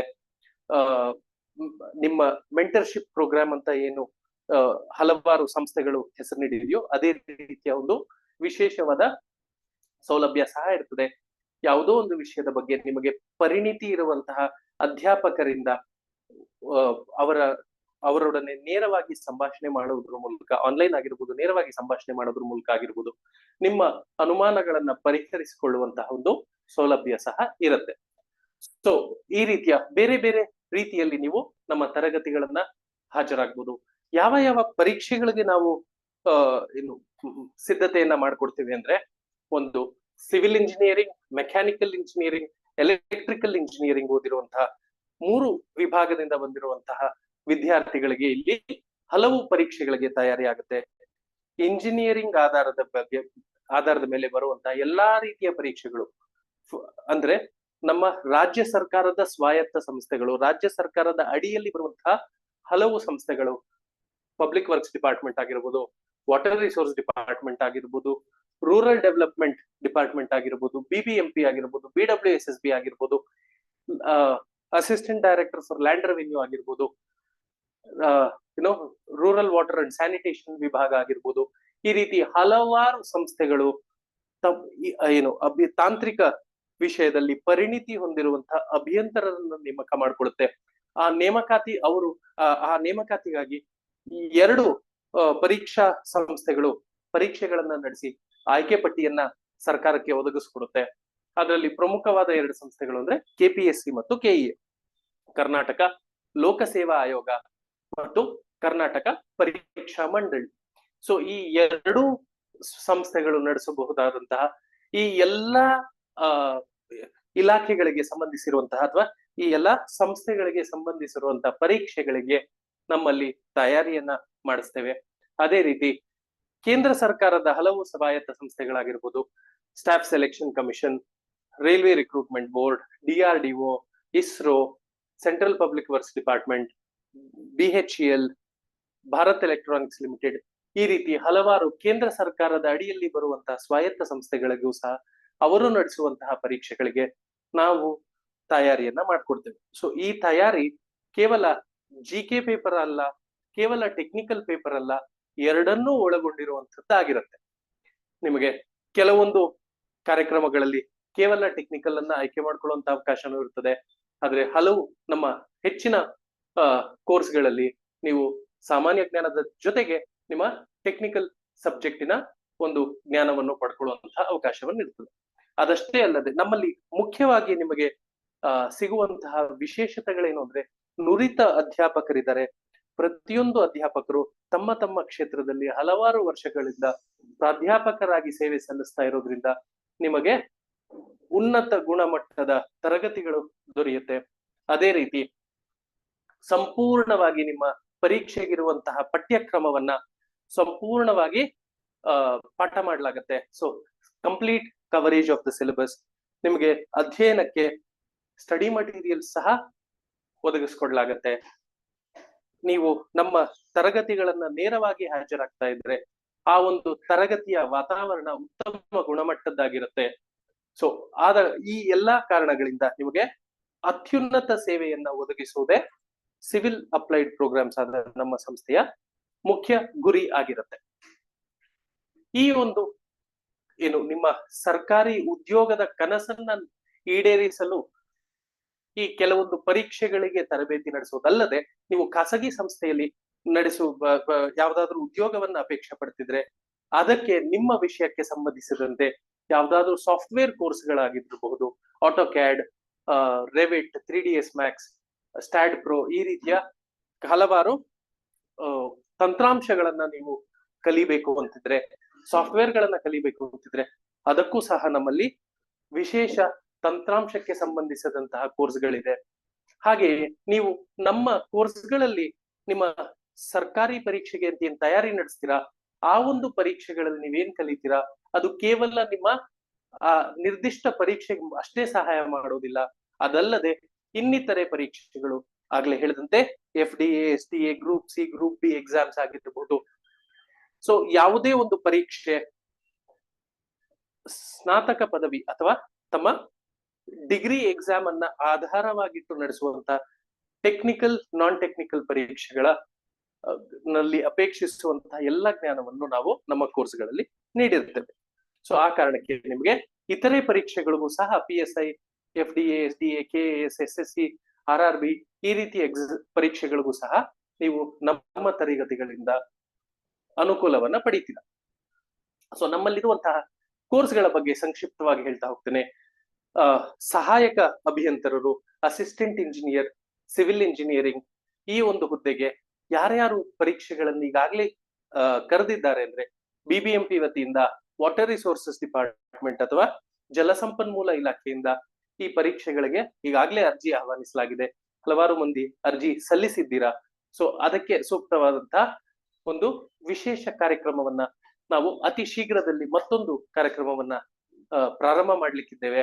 ಆ ಆ ಒಂದು ಕಾರ್ಯಕ್ರಮದ ಹೆಸರೇ CTQ. ಏನು CTQ ಅಂದ್ರೆ ಇದರ ಅರ್ಥ ಕಾನ್ಸೆಪ್ಟ್ಸ್ ಥ್ರೂ ಕ್ವೆಶ್ಚನ್ಸ್. ನೀವು ಯಾವುದೇ ಒಂದು ವಿಷಯವನ್ನ ಅಭ್ಯಾಸ ಮಾಡಬೇಕು ಅಂತಂದ್ರೆ ಆ ವಿಷಯದ ಏನು ಕಾನ್ಸೆಪ್ಟ್ ಏನಿದೆ ಅದನ್ನ ತುಂಬಾ ಚೆನ್ನಾಗಿ ತಿಳ್ಕೊಂಡಿರ್ಬೇಕಾಗತ್ತೆ. ಸೊ ಆ ಕಾನ್ಸೆಪ್ಟ್ ಗಳನ್ನ ಹೇಗೆ ನಾವು ಅರ್ಥೈಸ್ತೀವಿ ಅಂದ್ರೆ ಡೀಟೇಲ್ಡ್ ಡಿಸ್ಕಷನ್ ಮಾಡೋದಿಲ್ಲ, ಪ್ರಶ್ನೆಗಳ ಮೂಲಕನೇ ಈ ಕಾನ್ಸೆಪ್ಟ್ ಗಳನ್ನ ನಾವು ನಿಮಗೆ ಪರಿಚಯಿಸ್ತಾ ಹೋಗ್ತೀವಿ. ನಿಮಗೆ ಪ್ರಶ್ನೆ ಪತ್ರಿಕೆಯಲ್ಲಿ ಯಾವ ರೀತಿಯ ಪ್ರಶ್ನೆಗಳನ್ನ ಕೇಳ್ತಾರೆ? ಬಹು ಆಯ್ಕೆಯ ಪ್ರಶ್ನೆಗಳನ್ನ ಕೇಳ್ತಾರೆ, ಮಲ್ಟಿಪಲ್ ಚಾಯ್ಸ್ ಕ್ವೆಶ್ಚನ್ಸ್ ನ ಕೇಳ್ತಾರೆ. ಸೊ ಆ ರೀತಿಯ ಪ್ರಶ್ನೆಗಳನ್ನ ನಾವು ಉತ್ತರಿಸುತ್ತಾ ಅದಕ್ಕೆ ಉತ್ತರವನ್ನ ಹುಡುಕಿಕೊಳ್ಳುತ್ತಾನೆ ನಿಮಗೆ ಆ ಕಾನ್ಸೆಪ್ಟ್ ಗಳನ್ನ ಕಳಿಸುವಂತಹ ಒಂದು ಪ್ರಯತ್ನವನ್ನ ಮಾಡಲಿದ್ದೇವೆ. ಸೊ ಈ CTQ ಕೋರ್ಸ್ ಅನ್ನ ನೀವು ತಗೋಬೇಕು ಅಂತಂದ್ರೆ ನಿಮ್ಗೆ ಎರಡು ರೀತಿಯ ಒಂದು ಸೌಲಭ್ಯ ಇದೆ. ಒಂದು ಆನ್ಲೈನ್ ಕ್ಲಾಸ್ ಅನ್ನು ಅಟೆಂಡ್ ಮಾಡಬಹುದು, ಅಥವಾ ನೇರವಾಗಿ ನಮ್ಮ ತರಗತಿಗಳನ್ನು ಕುಳಿತು ಸಹ ನೀವು ಈ ಪರೀಕ್ಷೆಯ ಸಿದ್ಧತೆಯನ್ನ ಮಾಡಬಹುದು. ನೀವು ನೇರವಾಗಿ ನಮ್ಮ ತರಗತಿಗಳಲ್ಲಿ ಭಾಗವಹಿಸ್ತಾ ಇದ್ರೆ ನಿಮಗೆ ಈ ಒಂದು ಕೋರ್ಸಿಗೆ 25,000 ರೂಪಾಯಿಗಳು ಏನು ಫೀಸ್ ಆಗಿ ನೀಡಬೇಕಾಗುತ್ತೆ. ಅದೇ ರೀತಿ ನೀವು ಆನ್ಲೈನ್ ಅಲ್ಲಿ ಭಾಗವಹಿಸೋದ್ರಾದರೆ ನಿಮ್ಗೆ 20,000 ನಿಮ್ಮ ಫೀಸ್ ಆಗಿರುತ್ತೆ. 20,000 25,000 ಅಷ್ಟೇ ಅಲ್ಲ, ನೀವು ಈ ಒಂದು ಕೋರ್ಸಸ್ ಅನ್ನ ಅತಿ ಶೀಘ್ರವಾಗಿ ದಾಖಲಾಗುವ ಹಾಗಿದ್ರೆ ನಿಮ್ಗೆ ಒಂದಷ್ಟು ಸೌಲಭ್ಯಗಳು ವಿಶೇಷವಾಗಿ ಸಂಸ್ಥೆಯ ವತಿಯಿಂದ ನೀಡ್ತಾ ಇದ್ದೇವೆ. ಈಗಾಗಲೇ ತರಗತಿಗಳಲ್ಲಿ ಆನ್ಲೈನ್ ಕ್ಲಾಸ್ಗಳ ಮೂಲಕ ಈ ಎಲ್ಲಾ ಸಿಲೆಬಸ್ ಅನ್ನ ಡೀಟೇಲ್ಡ್ ಆಗಿ ಪಾಠನೂ ಮಾಡಲಾಗಿದೆ. ಆ ಎಲ್ಲಾ ರೆಕಾರ್ಡೆಡ್ ಸೆಷನ್ಸ್ ಅನ್ನು ಸಹ ನೀವು ಈ ಒಂದು ಕಾರ್ಯಕ್ರಮವನ್ನ ತಗೊಳ್ಳೋದ್ರ ಮೂಲಕ ಪಡ್ಕೋಬಹುದು. ಆ ಎಲ್ಲಾ ಸೆಷನ್ ಗಳ ರೆಕಾರ್ಡಿಂಗ್ಸು ಸಹ ಸಿಗ್ತದೆ. ಅದಲ್ಲದೆ ಈ CTQ ಅಂದ್ರೆ ಪ್ರಶ್ನೆಗಳ ಮೂಲಕ ನೀವು ಆ ಒಂದು ಕಾನ್ಸೆಪ್ಟ್ ಅನ್ನ ಅರ್ಥ ಮಾಡ್ಕೊಳ್ಳುವಂತಹ ಒಂದು ಪ್ರಯತ್ನವನ್ನು ಸಹ ಮಾಡಬಹುದು. ಅಂದ್ರೆ ಹೆಚ್ಚು ಕ್ವೆಶ್ಚನ್ಸ್ ಅನ್ನ ಸಾಲ್ವ್ ಮಾಡ್ತಾ ಹೋಗ್ತೀರಾ. ಸೊ ಇದರ ಒಂದು ಕೋರ್ಸ್ ಅನ್ನ ನಾವು ಸೆಪ್ಟೆಂಬರ್ 8ರಂದು ಪ್ರಾರಂಭ ಮಾಡಬೇಕು ಅಂತ ನಿರ್ಧಾರ ಮಾಡಿದೀವಿ. ಡೆಮೋ ಕ್ಲಾಸ್ 28 ಆಗಸ್ಟ್ ರಂದು ನಡೆಯುತ್ತೆ. ಮುಂದೆ ಹೋಗೋಣ. ಸೊ ಉದ್ದೇಶ ಇರುವಂತದ್ದು ಈ ಎಲ್ಲ ಪರೀಕ್ಷೆಗಳು KPSC ಅಥವಾ KE ನಡೆಸುವಂತ assistant executive engineer, assistant engineer, junior engineer, ಈ ಎಲ್ಲಾ ಪರೀಕ್ಷೆಗಳು KPTCL ನವರು ನಡೆಸುವಂತಹ ಸಹಾಯಕ ಅಭಿಯಂತರರು, ಸಹಾಯಕ ಕಾರ್ಯಪಾಲಕ ಅಭಿಯಂತರರು ಅಥವಾ ಕಿರಿಯ ಅಭಿಯಂತರರು, ಈ ಪರೀಕ್ಷೆಗಳು that is AE and JE. ಅದೇ ರೀತಿ PGCET ಪರೀಕ್ಷೆಗಳಾಗಿರ್ಬೋದು, SSC JE ಅಥವಾ RRB JE ಪರೀಕ್ಷೆಗಳಾಗಿರ್ಬೋದು, ಈ ಎಲ್ಲ ಪರೀಕ್ಷೆಗಳನ್ನ ಗಮನದಲ್ಲಿಟ್ಟು ಈ ಒಂದು CTQ ಕ್ಲಾಸಸ್ ಅನ್ನ ನಡೆಸ್ತಾ ಇರ್ತೇವೆ. ಸೊ ನಿಮ್ಗಾಗ್ಲಿ ಹೇಳದಂತೆ ನೀವು ಈ ಒಂದು ಕೋರ್ಸ್ಗೆ ಸೇರೋದ್ರ ಮೂಲಕ ನೀವು ಇದಿಷ್ಟು ಸೌಲಭ್ಯಗಳನ್ನ ಪಡ್ಕೋಬಹುದು. ಸಂಪೂರ್ಣವಾದ ಸಿಲೆಬಸ್ ಅನ್ನ ಕವರ್ ಮಾಡಬಹುದು, ನಮ್ಮ ಟೆಸ್ಟ್ ಸೀರೀಸ್ ಗಳನ್ನ ತಗೋಬಹುದು. ಈ ಒಂದು ಕೋರ್ಸ್ ನ ಅವಧಿ 6 ತಿಂಗಳ ಆಗಿರುತ್ತೆ. 6 ತಿಂಗಳಲ್ಲಿ ನೀವು ಈ ಒಂದು ಸಂಪೂರ್ಣ ಕೋರ್ಸ್ ಅನ್ನ ಮುಗಿಸ್ತೀರಾ. ಇವತ್ತಾಗ್ಲೇ ಬಹುಶಃ ಕೆಲವು ಪರೀಕ್ಷೆಗಳ ಪರೀಕ್ಷಾ ದಿನಾಂಕವನ್ನ ಘೋಷಣೆ ಮಾಡಲಾಗಿದೆ. ಸೊ ಕೆಲವು ಪರೀಕ್ಷೆಗಳು ಅಕ್ಟೋಬರ್ ನಲ್ಲಿರ್ಬೋದು, ನವೆಂಬರ್ ನಲ್ಲಿರ್ಬೋದು. ಸೊ ಆ ಒಂದು ಪರೀಕ್ಷೆಯ ಬೇಡಿಕೆಗಳನ್ನ ಆ ಪರೀಕ್ಷೆಯ ದಿನಾಂಕದೊಳಗಡೆನೆ ಸಾಧ್ಯವಾದಷ್ಟು ಪೂರ್ಣಗೊಳಿಸುವಂತಹ ಒಂದು ಪ್ರಯತ್ನವನ್ನ ನಾವು ಮಾಡ್ತಾ ಇರ್ತೇವೆ. ಇವತ್ತು ನಿಮ್ಗಾಗ್ಲೇ ಈ ಒಂದು ಪರೀಕ್ಷಾ ದಿನಾಂಕಗಳನ್ನ ಘೋಷಣೆ ಮಾಡಲಾಗಿದೆ. HK ಮತ್ತೆ ನಾನ್ HK ಹೈದರಾಬಾದ್ ಕರ್ನಾಟಕದ ವಿದ್ಯಾರ್ಥಿಗಳಿಗೆ ಬೇರೆ ಬೇರೆ ಪರೀಕ್ಷಾ ದಿನಾಂಕಗಳಲ್ಲಿ BBMP ಅವರು ನಡೆಸುವಂತಹ ಪರೀಕ್ಷೆಗಳಿಗೆ ದಿನಾಂಕ ಗೊತ್ತುಪಡಿಸಲಾಗಿದೆ. ಅಕ್ಟೋಬರ್ 6ನೇ ತಾರೀಕು ಪ್ರಾರಂಭಗೊಂಡು ಅಕ್ಟೋಬರ್ 26ರವರೆಗೆ ಪರೀಕ್ಷೆಗಳು ನಡೆಯುತ್ತೆ. BBMP ಪರೀಕ್ಷೆಗಳು ಅಕ್ಟೋಬರ್ 6 ಮತ್ತು ಅಕ್ಟೋಬರ್ 24 ಇದ್ರೆ ಹೈದರಾಬಾದ್ ಕರ್ನಾಟಕೇತರ ವಿದ್ಯಾರ್ಥಿಗಳು ಅಂದ್ರೆ ಹೈದರಾಬಾದ್ ಕರ್ನಾಟಕಕ್ಕೆ ಒಳಪಡದ ವಿದ್ಯಾರ್ಥಿಗಳಿಗೆ ಪರೀಕ್ಷೆ 6ನೇ ತಾರೀಕು ನಿಗದಿಪಡಿಸಲಾಗಿದೆ. ಅದೇ ರೀತಿ ಹೈದರಾಬಾದ್ ಕರ್ನಾಟಕದ ವಿದ್ಯಾರ್ಥಿಗಳಿಗೆ 24 ಅಕ್ಟೋಬರ್ ಅನ್ನ ಪರೀಕ್ಷಾ ದಿನಾಂಕವಾಗಿ ನಿಗದಿಪಡಿಸಲಾಗಿದೆ. ಅದೇ ರೀತಿ ಜಲಸಂಪನ್ಮೂಲ ಇಲಾಖೆಯವರು ಹೈದರಾಬಾದ್ ಕರ್ನಾಟಕದ ಅಲ್ಲದ ವಿದ್ಯಾರ್ಥಿಗಳಿಗೆ 26 ಅಕ್ಟೋಬರ್ ದಿನದಂದು ಪರೀಕ್ಷೆ ನಡೆಸುತ್ತೆ ಅಂತ ಈಗಾಗಲೇ ತಿಳಿಸಿದೆ. ಸೊ ನಿಮ್ಗೆ ಈಗಾಗಲೇ ಗೊತ್ತಿದೆ, ಕರ್ನಾಟಕ ಸರ್ಕಾರದ ಏನು ಸರ್ಕಾರಿ ಹುದ್ದೆಗಳಿಗೆ ಆಯ್ಕೆ ಮಾಡುವಂತಹ ಪರೀಕ್ಷೆಗಳು, ಅದರಲ್ಲೂ KPSC KE ನಡೆಸುವಂತ ಪರೀಕ್ಷೆಗಳು ಅಂತಂದ್ರೆ ದಿನಾಂಕ ಗೊತ್ತುಪಡಿಸಿದ ನಂತರ ಹಲವಾರು ಬಾರಿ ಅದು ಮುಂದೂಡುವಂತಹ ಸಂಭವವನ್ನ ಹೊಂದಿರುತ್ತೆ. ಸೊ ನೀವು ಯಾವುದೇ ರೀತಿಯ ಚಿಂತೆ ಇಲ್ಲದೆ ಈ ಒಂದು ಕೋರ್ಸಸ್ ಗಳ ಬಗ್ಗೆ ಆದಷ್ಟು ಬೇಗ ಗಮನ ವಹಿಸಿ ನಿಮ್ಮ ಸಿದ್ಧತೆಯನ್ನ ತಯಾರು ಮಾಡ್ಕೊಳ್ಳಿಕ್ಕೆ ಪ್ರಾರಂಭ ಮಾಡಬಹುದು. ಅದಲ್ಲದೆ ನಿಮಗೆ ಈಗಾಗ್ಲೇ ನೀವೆಲ್ಲ ತಯಾರಿ ನಡೆಸಿದೀರಾ, ನಮ್ಮ ಸಂಸ್ಥೆ ವಿದ್ಯಾರ್ಥಿಗಳಾಗಿ ಆಗಿರ್ಬೋದು ಅಥವಾ ಅಲ್ಲದೆಯೇ ಆಗಿರ್ಬೋದು, ನೀವು ಈಗಾಗಲೇ ಈ ಪರೀಕ್ಷೆಗಳಿಗೆ ನಿಮ್ಮ ಸಂಪೂರ್ಣ ತಯಾರಿ ನಡೆದಿದೆ ಅಂದ್ರೆ ನಮ್ಮಲ್ಲಿ ಒಂದು ಟೆಸ್ಟ್ ಸೀರೀಸ್ ಸಹ ಪ್ರಾರಂಭ ಆಗ್ತಾ ಇದೆ. ನಮ್ಮ ಕೋರ್ಸ್ ಗಳನ್ನ ಪಡೆದಿರುವಂತಹ ವಿದ್ಯಾರ್ಥಿಗಳು ಅಂದ್ರೆ CTQ ಕೋರ್ಸ್ಗೆ ದಾಖಲಾಗಿರುವಂತಹ ವಿದ್ಯಾರ್ಥಿಗಳೇ ಟೆಸ್ಟ್ ಸೀರೀಸ್ ಅನ್ನು ಉಚಿತವಾಗಿ ನೀಡಲಾಗುತ್ತೆ. ಅದೇ ನೀವು ಯಾವುದೇ ಕೋರ್ಸ್ ಗಳಿಗೆ ದಾಖಲಾಗಿಲ್ಲ ಅಂತಂದ್ರೆ ನಿಮಗೆ ಟೆಸ್ಟ್ ಸೀರೀಸ್ ಗಳನ್ನ ಕೇವಲ 3,000 ರೂಪಾಯಿಗಳಲ್ಲಿ ನೀಡಲಾಗುತ್ತೆ. ಅದೇ ರೀತಿ ಕೇವಲ GK ಸಾಮಾನ್ಯ ಜ್ಞಾನದ ಪರೀಕ್ಷೆಗಳು ಬೇಕು ಅಂದ್ರೆ ಅದು ಕೇವಲ 2,000 ರೂಪಾಯಿಗಳಲ್ಲಿ ನೀಡಲಾಗುತ್ತೆ. ನಮ್ಮ ಟೆಸ್ಟ್ ಸೀರೀಸ್ ನ ವಿಶೇಷತೆ ಏನು ಅಂತಂದ್ರೆ ನಿಮಗೆ ವಿಷಯವಾರು ಪರೀಕ್ಷೆಗಳಷ್ಟೇ ಅಲ್ಲದೆ ನಿಮಗೆ ಆ ಒಂದು ರೆಸ್ಪೆಕ್ಟಿವ್ ಟಾಪಿಕ್ ಪ್ರತಿಯೊಂದು ಅದರಲ್ಲಿ ಬರುವಂತಹ ಪ್ರತಿಯೊಂದು ಅಧ್ಯಾಯದ ಆಧಾರದ ಮೇಲೂ ಸಹ ನಿಮಗೆ ಟೆಸ್ಟ್ ಗಳನ್ನ ನಡೆಸ್ಕೊಡ್ಲಾಗತ್ತೆ. ಸೊ ನೀವು ಎಲ್ಲಾ ವಿಷಯಗಳನ್ನು ಮತ್ತು ಎಲ್ಲಾ ಅಧ್ಯಾಯಗಳನ್ನು ಸಂಪೂರ್ಣವಾಗಿ ನಾವು ನಮ್ಮ ಟೆಸ್ಟ್ ಸೀರೀಸ್ ಗಳ ಮೂಲಕ ಕವರ್ ಮಾಡಿ ಕೊಡ್ತೇವೆ. ಸರಿ ಸುಮಾರು 6,000 ಪ್ರಶ್ನೆಗಳನ್ನ ನೀವು ನಮ್ಮ ಟೆಸ್ಟ್ ಸೀರೀಸ್ ಗಳ ಮೂಲಕ ಸಾಲ್ವ್ ಮಾಡಿರ್ತೀರಾ. ಸೊ ಆದ ಕಾರಣ ನಿಮ್ಮ ಆತ್ಮವಿಶ್ವಾಸವನ್ನ ಹೆಚ್ಚಿಸುವಂತಹ ಒಂದು ಟೆಸ್ಟ್ ಸೀರೀಸ್ ಇದಾಗಿರುತ್ತೆ. ಮುಂದೆ ಹೋಗೋಣ. ಸೊ ಅದೇ ರೀತಿ ನೀವು ಕೇವಲ ರೆಕಾರ್ಡೆಡ್ ಕೋರ್ಸಸ್ ಬೇಕು ಅಂತಂದ್ರೆ ಅದಕ್ಕೂ ಸಹ ನಿಮಗೆ ಬೇರೆ ಬೇರೆ ಆಪ್ಷನ್ಸ್ ಇದೆ.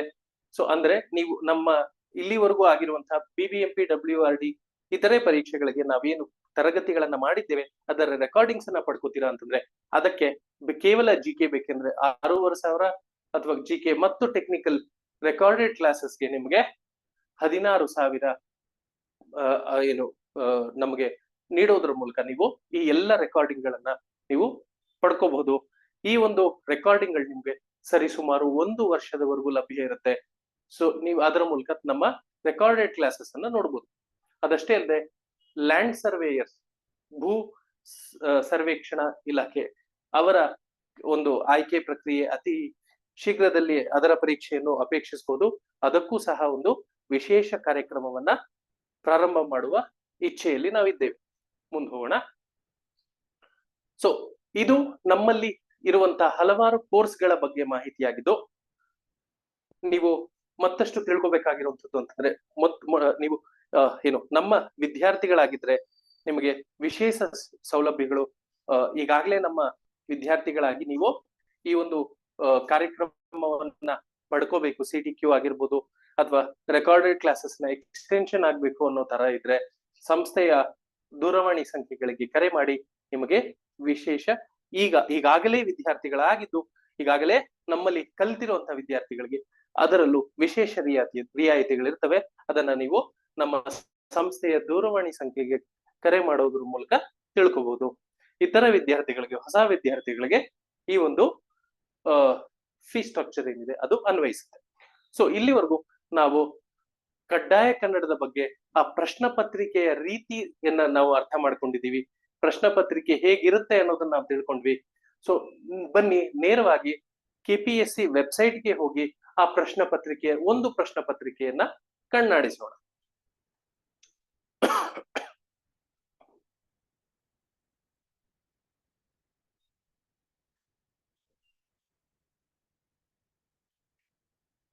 ಓಕೆ ಬನ್ನಿ. ಇದು ನಮ್ಮ ಕರ್ನಾಟಕ ಲೋಕಸೇವಾ ಆಯೋಗದ ಅಂತರ್ಜಾಲ ಆಗಿರುತ್ತೆ. ನೋಡೋಣ. ಕರ್ನಾಟಕ ಲೋಕಸೇವಾ ಆಯೋಗದ ಅಂತರ್ಜಾಲವನ್ನ ಹೊಕ್ಕೋಣ. ಮೊದಲು ನೋಡುವ ಏನೇನಿದೆ ಅಂತ. ನೀವು ಈ ರೀತಿ KPSC previous year question papers ಅಂತ ಗೂಗಲ್ ಮಾಡಿದ್ರೆ ನಿಮ್ಗೆ ಹಿಂದಿನ ಪ್ರಶ್ನೆ ಪತ್ರಿಕೆಗಳನ್ನ ನೀವು ಅವಲೋಕಿಸಬಹುದು. ಸೊ ಮೊದಲನೇ ಲಿಂಕ್ ಕ್ಲಿಕ್ ಮಾಡಿದ್ರೆ ತುಂಬಾ ಹಳೆ ಪ್ರಶ್ನೆ ಪತ್ರಿಕೆಗಳು ಬರ್ತದೆ. ನೇರವಾಗಿ ನೀವು KPSC ವೆಬ್ಸೈಟ್ ಅನ್ನೇ ಹೋಗಿ ನೇರವಾಗಿ KPSC ವೆಬ್ಸೈಟ್ಗೆ ಹೋಗಿ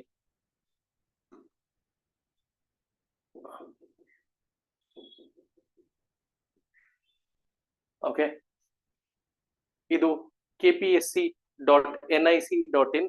ಸೊ ಈ ವೆಬ್ಸೈಟ್ಗೆ ನೀವು ಹೋಗಾಗ ನಿಮಗೆ ಈ ರೀತಿಯಾಗಿ ಆ ಒಂದು ಅಂತರ್ಜಾಲದ ಪೇಜ್ ಪುಟ ನಿಮ್ಗೆ ಕಾಣುತ್ತೆ.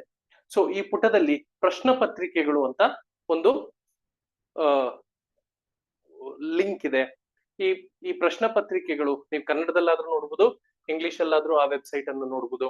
ಇಂಗ್ಲಿಷ್ ನಲ್ಲಿ ನೀವು ಆಕ್ಸೆಸ್ ಮಾಡ್ತಿದ್ರೆ ಅದು ಕ್ವೆಶ್ಚನ್ ಪೇಪರ್ಸ್ ಅಂತ ಹೇಳುತ್ತೆ, ಕನ್ನಡದಲ್ಲಿ ನೋಡ್ತಿದ್ರೆ ಪ್ರಶ್ನೆ ಪತ್ರಿಕೆಗಳು ಅಂತ ಬರ್ತದೆ, ಅಷ್ಟೇ ಡಿಫ್ರೆನ್ಸ್. ಸೊ ಕ್ವೆಶ್ಚನ್ ಪೇಪರ್ಸ್ ಅನ್ನ ಕ್ಲಿಕ್ ಮಾಡಿ, ಆಗ ನಿಮಗೆ ನೇರವಾಗಿ ಪ್ರಶ್ನೆ ಪತ್ರಿಕೆಗಳಿರುವಂತಹ ಪುಟಕ್ಕೆ ಕರೆದುಕೊಂಡು ಹೋಗುತ್ತೆ. ಸೊ ಇಲ್ಲಿ ನೀವು ನಿಮಗೆ ಅಗತ್ಯವಿರುವಂತಹ ಎಲ್ಲಾ ಪ್ರಶ್ನೆ ಪತ್ರಿಕೆಗಳನ್ನ ಪಡ್ಕೋಬಹುದು. ಸೊ ಕಡ್ಡಾಯ ಕನ್ನಡ ಪ್ರಶ್ನೆ ಪತ್ರಿಕೆಗಳು, ಒಂದಷ್ಟು ಸ್ಯಾಂಪಲ್ ಕ್ವೆಶ್ಚನ್ ಪೇಪರ್ಸ್ ನೀವು ಇಲ್ಲಿ ಕಾಣ್ತೀರಾ. ಸೊ ಅಂತಹದೇ ಒಂದು ಪ್ರಶ್ನೆ ಪತ್ರಿಕೆಯನ್ನ ನಾವು ಈಗ ಅವಲೋಕಿಸೋಣ.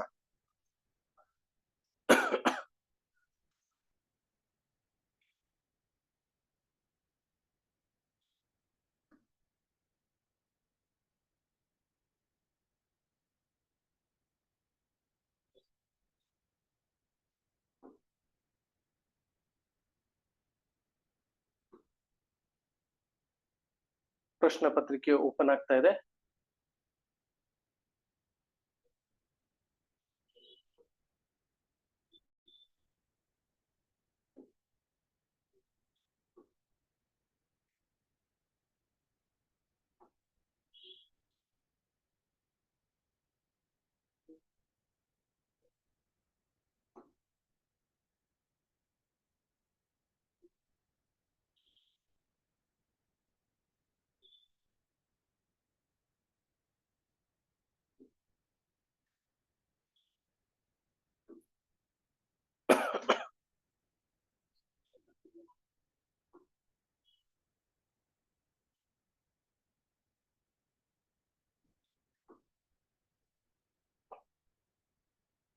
ಗಣಕಯಂತ್ರ ಸ್ವಲ್ಪ ತಡವಾಗಿ ಪ್ರತಿಕ್ರಿಯಿಸ್ತಾ ಇದೆ.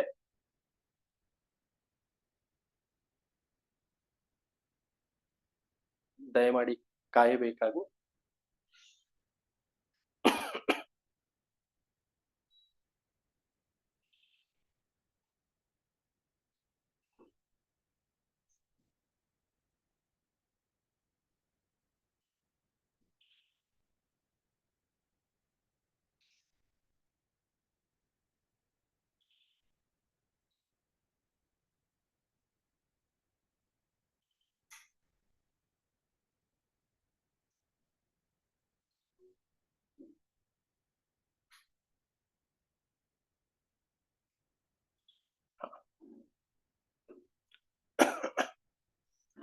ಮಾದರಿ ಪ್ರಶ್ನೆ ಪತ್ರಿಕೆ ಈಗ ಲಭ್ಯ ಇದೆ, ನೋಡ್ತಾ ಹೋಗೋಣ.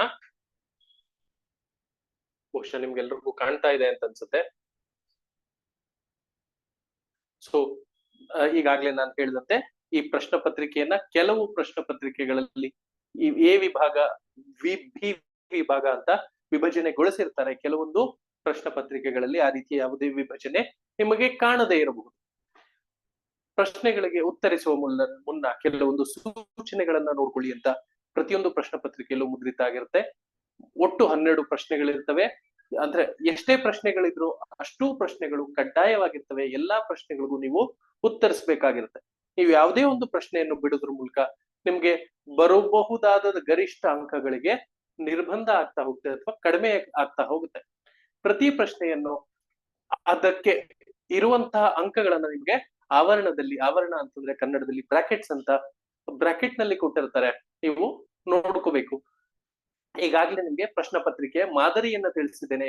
ಆಗ್ಲೇ ಹೇಳಿದೆ, ಪ್ರಬಂಧ ಒಂದೇ ಒಂದು ಪ್ರಶ್ನೆ 300 ಪದಗಳು 25 ಅಂಕಗಳಿಗೆ ನೀಡ್ಬೋದು, ಅಥವಾ 5 ಸಣ್ಣ ಪ್ರಬಂಧಗಳನ್ನ ವಿಭಜಿಸಿ ನಿಮ್ಗೆ ಒಂದೊಂದು ಪ್ರಶ್ನೆಗೆ 5 ಅಂಕಗಳನ್ನಾದ್ರೂ ಮಾಡಿ ಕೇಳಬಹುದು. ಪ್ರತಿಯೊಂದು ಕಡ್ಡಾಯ ಕನ್ನಡದ ಪ್ರಶ್ನೆ ಪತ್ರಿಕೆಯಲ್ಲಿ ಪ್ರಬಂಧ ಕಡ್ಡಾಯ, ಆದ್ರೆ ಪ್ರಬಂಧ ಎಷ್ಟು ಅಂಕಗಳಿಗೆ ಬರ್ಬೋದು ಅನ್ನೋದನ್ನ ನೀವು ಆವರಣದಲ್ಲಿ ನೀಡಿರುವಂತಹ ಅಂಕಗಳನ್ನ ಗಮನಿಸಿ ಅದಕ್ಕೆ ತಕ್ಕಂತೆ ಉತ್ತರವನ್ನ ನೀಡಬಹುದು. ನಿಮ್ಗೆ ಇತರೆ ಪ್ರಶ್ನೆ ಪತ್ರಿಕೆಗಳಿಗೂ ಕಡ್ಡಾಯ ಕನ್ನಡದ ಪ್ರಶ್ನೆ ಪತ್ರಿಕೆಗೂ ಒಂದು ವ್ಯತ್ಯಾಸ ಇದೆ. ನಿಮಗೆ ಬೇರೆ ಪರೀಕ್ಷೆಗಳನ್ನ ಬರೆದಾಗ ಉತ್ತರ ಪತ್ರಿಕೆ OMR ಶೀಟ್ ಆಗಿರುತ್ತೆ. ನಿಮ್ಗೆ ಪ್ರಶ್ನೆ ಪತ್ರಿಕೆಯನ್ನ ಮನೆಗೆ ತೆಗೆದುಕೊಂಡು ಬರುವಂತಹ ಅವಕಾಶ ಇರುತ್ತೆ. ಆದ್ರೆ ಕಡ್ಡಾಯ ಕನ್ನಡ ಪರೀಕ್ಷೆಯಲ್ಲಿ ಪ್ರಶ್ನೆ ಪತ್ರಿಕೆಯನ್ನ ಮನೆಗೆ ನೀಡೋದಿಲ್ಲ. ಪ್ರಶ್ನೆ ಪತ್ರಿಕೆಯಲ್ಲೇ ಉತ್ತರ ಬರೆಯಲಿಕ್ಕೆ ಸ್ಥಳಾವಕಾಶವನ್ನ ಒದಗಿಸಿರ್ತಾರೆ. ಆದ ಕಾರಣ ನೀವು ಅದರಲ್ಲೇ ಉತ್ತರ ಬರೀಬೇಕಾಗತ್ತೆ. ನಿರ್ದಿಷ್ಟವಾಗಿ ಸೂಚಿಸದ ಹೊರತು ಉತ್ತರಗಳನ್ನು ಕನ್ನಡದಲ್ಲೇ ಬರೆಯಬೇಕು. ಆಂಗ್ಲ ಭಾಷೆಯಲ್ಲಿ ಬರೆಯೋ ಹಾಗಿಲ್ಲ. ಪ್ರಶ್ನೆಗೆ ಪ್ರಶ್ನೆ ಸಂಖ್ಯೆ 3ಕ್ಕೆ ಉತ್ತರವನ್ನು ಅದಕ್ಕೆ ಒದಗಿಸಿರುವ ಸ್ಥಳದಲ್ಲೇ ಬರೆಯತಕ್ಕದ್ದು. ಈ ಪ್ರಶ್ನೆ ಸಂಖ್ಯೆ 3 ವಿಭಾಗ ಏನಲ್ಲಿ ಬಂದದ್ದು ಯಾವ್ದು ನೀವು ಈಗಾಗಲೇ ನೋಡಿರಬಹುದು, ಸಾರಾಂಶದ ಬಗ್ಗೆ ಬರ್ತದೆ. ಆ ಸಾರಾಂಶವನ್ನ ಬರೆಯುವಾಗ ನಿಮಗೆ ಆ ಉತ್ತರ ಪತ್ರಿಕೆಯಲ್ಲಿ ಬಾಕ್ಸ್ ಗಳನ್ನ ನೀಡಿರ್ತಾರೆ, ಆ ಬಾಕ್ಸ್ ಗಳಲ್ಲೇ ಬರೀಬೇಕಾಗತ್ತೆ. ಅಂದ್ರೆ ಒಂದು ಬಾಕ್ಸ್ ನಲ್ಲಿ ಒಂದು ಪದವನ್ನಷ್ಟೇ ಬರೀಬೇಕಾಗತ್ತೆ, ಒಂದಕ್ಕಿಂತ ಹೆಚ್ಚು ಪದಗಳನ್ನ ಒಂದು ಬಾಕ್ಸ್ ನಲ್ಲಿ ಬರೆಯೋ ಹಾಗಿಲ್ಲ, ಒಂದು ಕೋಷ್ಟಕದಲ್ಲಿ ಬರೆಯೋ ಹಾಗಿಲ್ಲ. ಮುಂದೆ ಹೋಗೋಣ. ಅದೇ ರೀತಿ ನಿಮ್ಗೆ ಸಂಕ್ಷಿಪ್ತ ಲೇಖನಕ್ಕೆ ಹೆಚ್ಚು ಆಗ್ಬಾರ್ದು, ಕಡಿಮೆನೂ ಆಗ್ಬಾರ್ದು, ಅದೇ ರೀತಿ ಬರೀಬೇಕಾಗತ್ತೆ. ಪ್ರಶ್ನೆಗಳಿಗೆ ಉತ್ತರಿಸುವಾಗ ನಿಮ್ಮ ಹೆಸರನ್ನು ಬರೆಯುವುದಾಗ್ಲಿ, ಸಹಿಯನ್ನು ಹಾಕುವುದಾಗ್ಲಿ, ಪತ್ರ ಲೇಖನವನ್ನ ಮಾಡ್ತಾ ಇದ್ದಾಗ ನಿಮ್ಮ ಸಹಿ ಹಾಕಬಾರ್ದು ಅಥವಾ ನಿಮ್ಮ ಹೆಸರನ್ನೆಲ್ಲೂ ನಮೂದಿಸಬಾರ್ದು. ನಿಮ್ಮ ವ್ಯಕ್ತಿತ್ವವನ್ನ ಸ್ಥಾಪಿಸುವಂತಹ ಯಾವುದೇ ಪ್ರಯತ್ನವನ್ನ ಮಾಡಬಾರ್ದು. ಏಕೆ ಅಂತಂದ್ರೆ ಅದು ಒಂದು ಪರೀಕ್ಷೆಯಲ್ಲಿ ನೀವು ಯಾವುದೋ ಮಿಸ್ಕಾಂಡಕ್ಟ್ ಅನ್ನ ಮಾಡ್ಲಿಕ್ಕೆ ಪ್ರಯತ್ನ ಮಾಡ್ತಿದ್ದೀರಾ ಅಂತ ಭಾವಿಸಲಾಗುತ್ತೆ. ಸೊ ನೀವು ಮುಂದಕ್ಕೆ ಹೆಚ್ಚಿನ ಅಂಕಗಳನ್ನು ಪಡಿಲಿಕ್ಕೆ ನಿಮ್ಮ ಹೆಸರುಗಳನ್ನ ಯಾವುದೇ ರೀತಿ ಬಳಸಬಾರ್ದು, ಅದು ಉದ್ದೇಶ.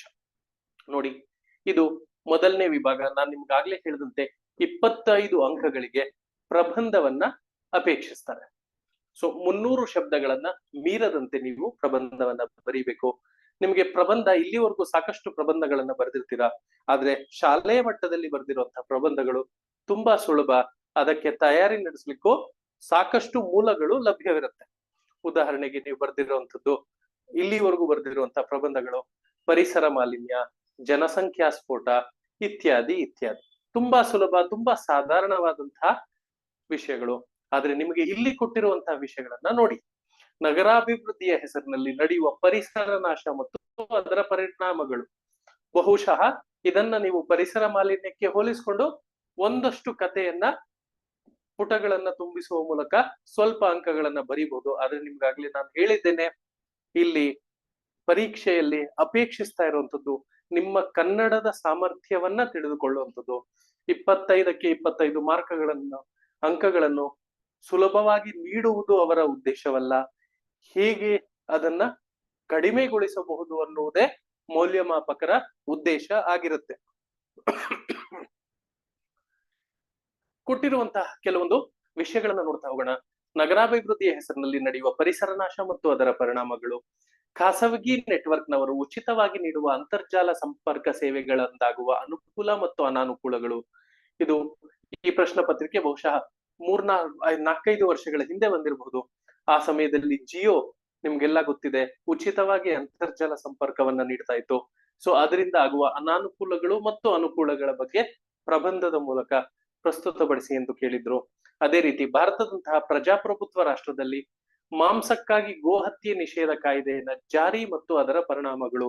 ಪ್ರಜಾಪ್ರಭುತ್ವ ರಾಷ್ಟ್ರ ಅಂತಂದ್ರೆ ಎಲ್ಲರಿಗೂ ತಮ್ಮದೇ ಆದ ಸ್ವಾತಂತ್ರ್ಯಗಳಿರುತ್ತೆ. ನಮ್ಮ ಸಂವಿಧಾನದಲ್ಲಿ ಮೂಲಭೂತ ಹಕ್ಕುಗಳ ಮೂಲಕ ಹಲವು ಸ್ವಾತಂತ್ರ್ಯಗಳನ್ನ ನೀಡಿದ್ದೇವೆ. ಧಾರ್ಮಿಕ ಸ್ವಾತಂತ್ರ್ಯ ಇದೆ, ಅವರ ಧರ್ಮದಲ್ಲಿ ಬೋಧಿಸಿರುವಂತೆ ಅವರು ಜೀವಿಸುವಂತಹ ಒಂದು ಸ್ವಾತಂತ್ರ್ಯವನ್ನ ಕೊಟ್ಟಿದ್ದೇವೆ. ಹಾಗಿದ್ದ ಮೇಲೆ ಅವರ ಧರ್ಮದಲ್ಲಿ ಗೋಹತ್ಯೆಯನ್ನ ಮಾಡುವುದನ್ನ ಪ್ರಚೋದಿಸಿದರೆ ನಾವು ಗೋಹತ್ಯೆ ನಿಷೇಧ ಮಾಡುವಂತಹ ಕಾಯ್ದೆಗಳನ್ನ ಜಾರಿಗೆ ತರೋದು ಎಷ್ಟರ ಮಟ್ಟಿಗೆ ಸಂವಿಧಾನಾತ್ಮಕವಾಗಿ ಸೂಕ್ತವಾಗಿದೆ, ಅದನ್ನ ಜಾರಿ ತರೋದ್ರಿಂದ ಬರುವಂತಹ ಪರಿಣಾಮಗಳೇನು, ಇದರ ಬಗ್ಗೆ ಪ್ರಬಂಧ ಬರೀರಿ ಎಂದಿದ್ದಾರೆ. ಸೊ ನೀವು ಇದನ್ನ ಗಮನಿಸ್ತಾ ಹೋದ್ರೆ ನೀವು ಈಗಾಗಲೇ ಸಾಮಾನ್ಯ ಜ್ಞಾನ ಎಂದು ಏನನ್ನ ಅಭ್ಯಾಸ ಮಾಡಿರ್ತೀರೋ ಅಥವಾ ನೀವು ಪರೀಕ್ಷೆಗಳಿಗೆ ತಯಾರಾಗ್ತಾ ಇದ್ದೀರಾ ಅಂತಂದ್ಮೇಲೆ ನೀವೆಲ್ಲರೂ ಖಂಡಿತ ದಿನಪತ್ರಿಕೆಗಳನ್ನ ಓದುವಂತ ಅಭ್ಯಾಸವನ್ನ ಇಟ್ಕೊಂಡಿರ್ತೀರಾ. ಸಾಧ್ಯವಾದಷ್ಟು ಕನ್ನಡದ ದಿನಪತ್ರಿಕೆಯೊಂದಿಗೆ ಆಂಗ್ಲದ ದಿನಪತ್ರಿಕೆಯನ್ನೊಂದನ್ನು ಓದಿ.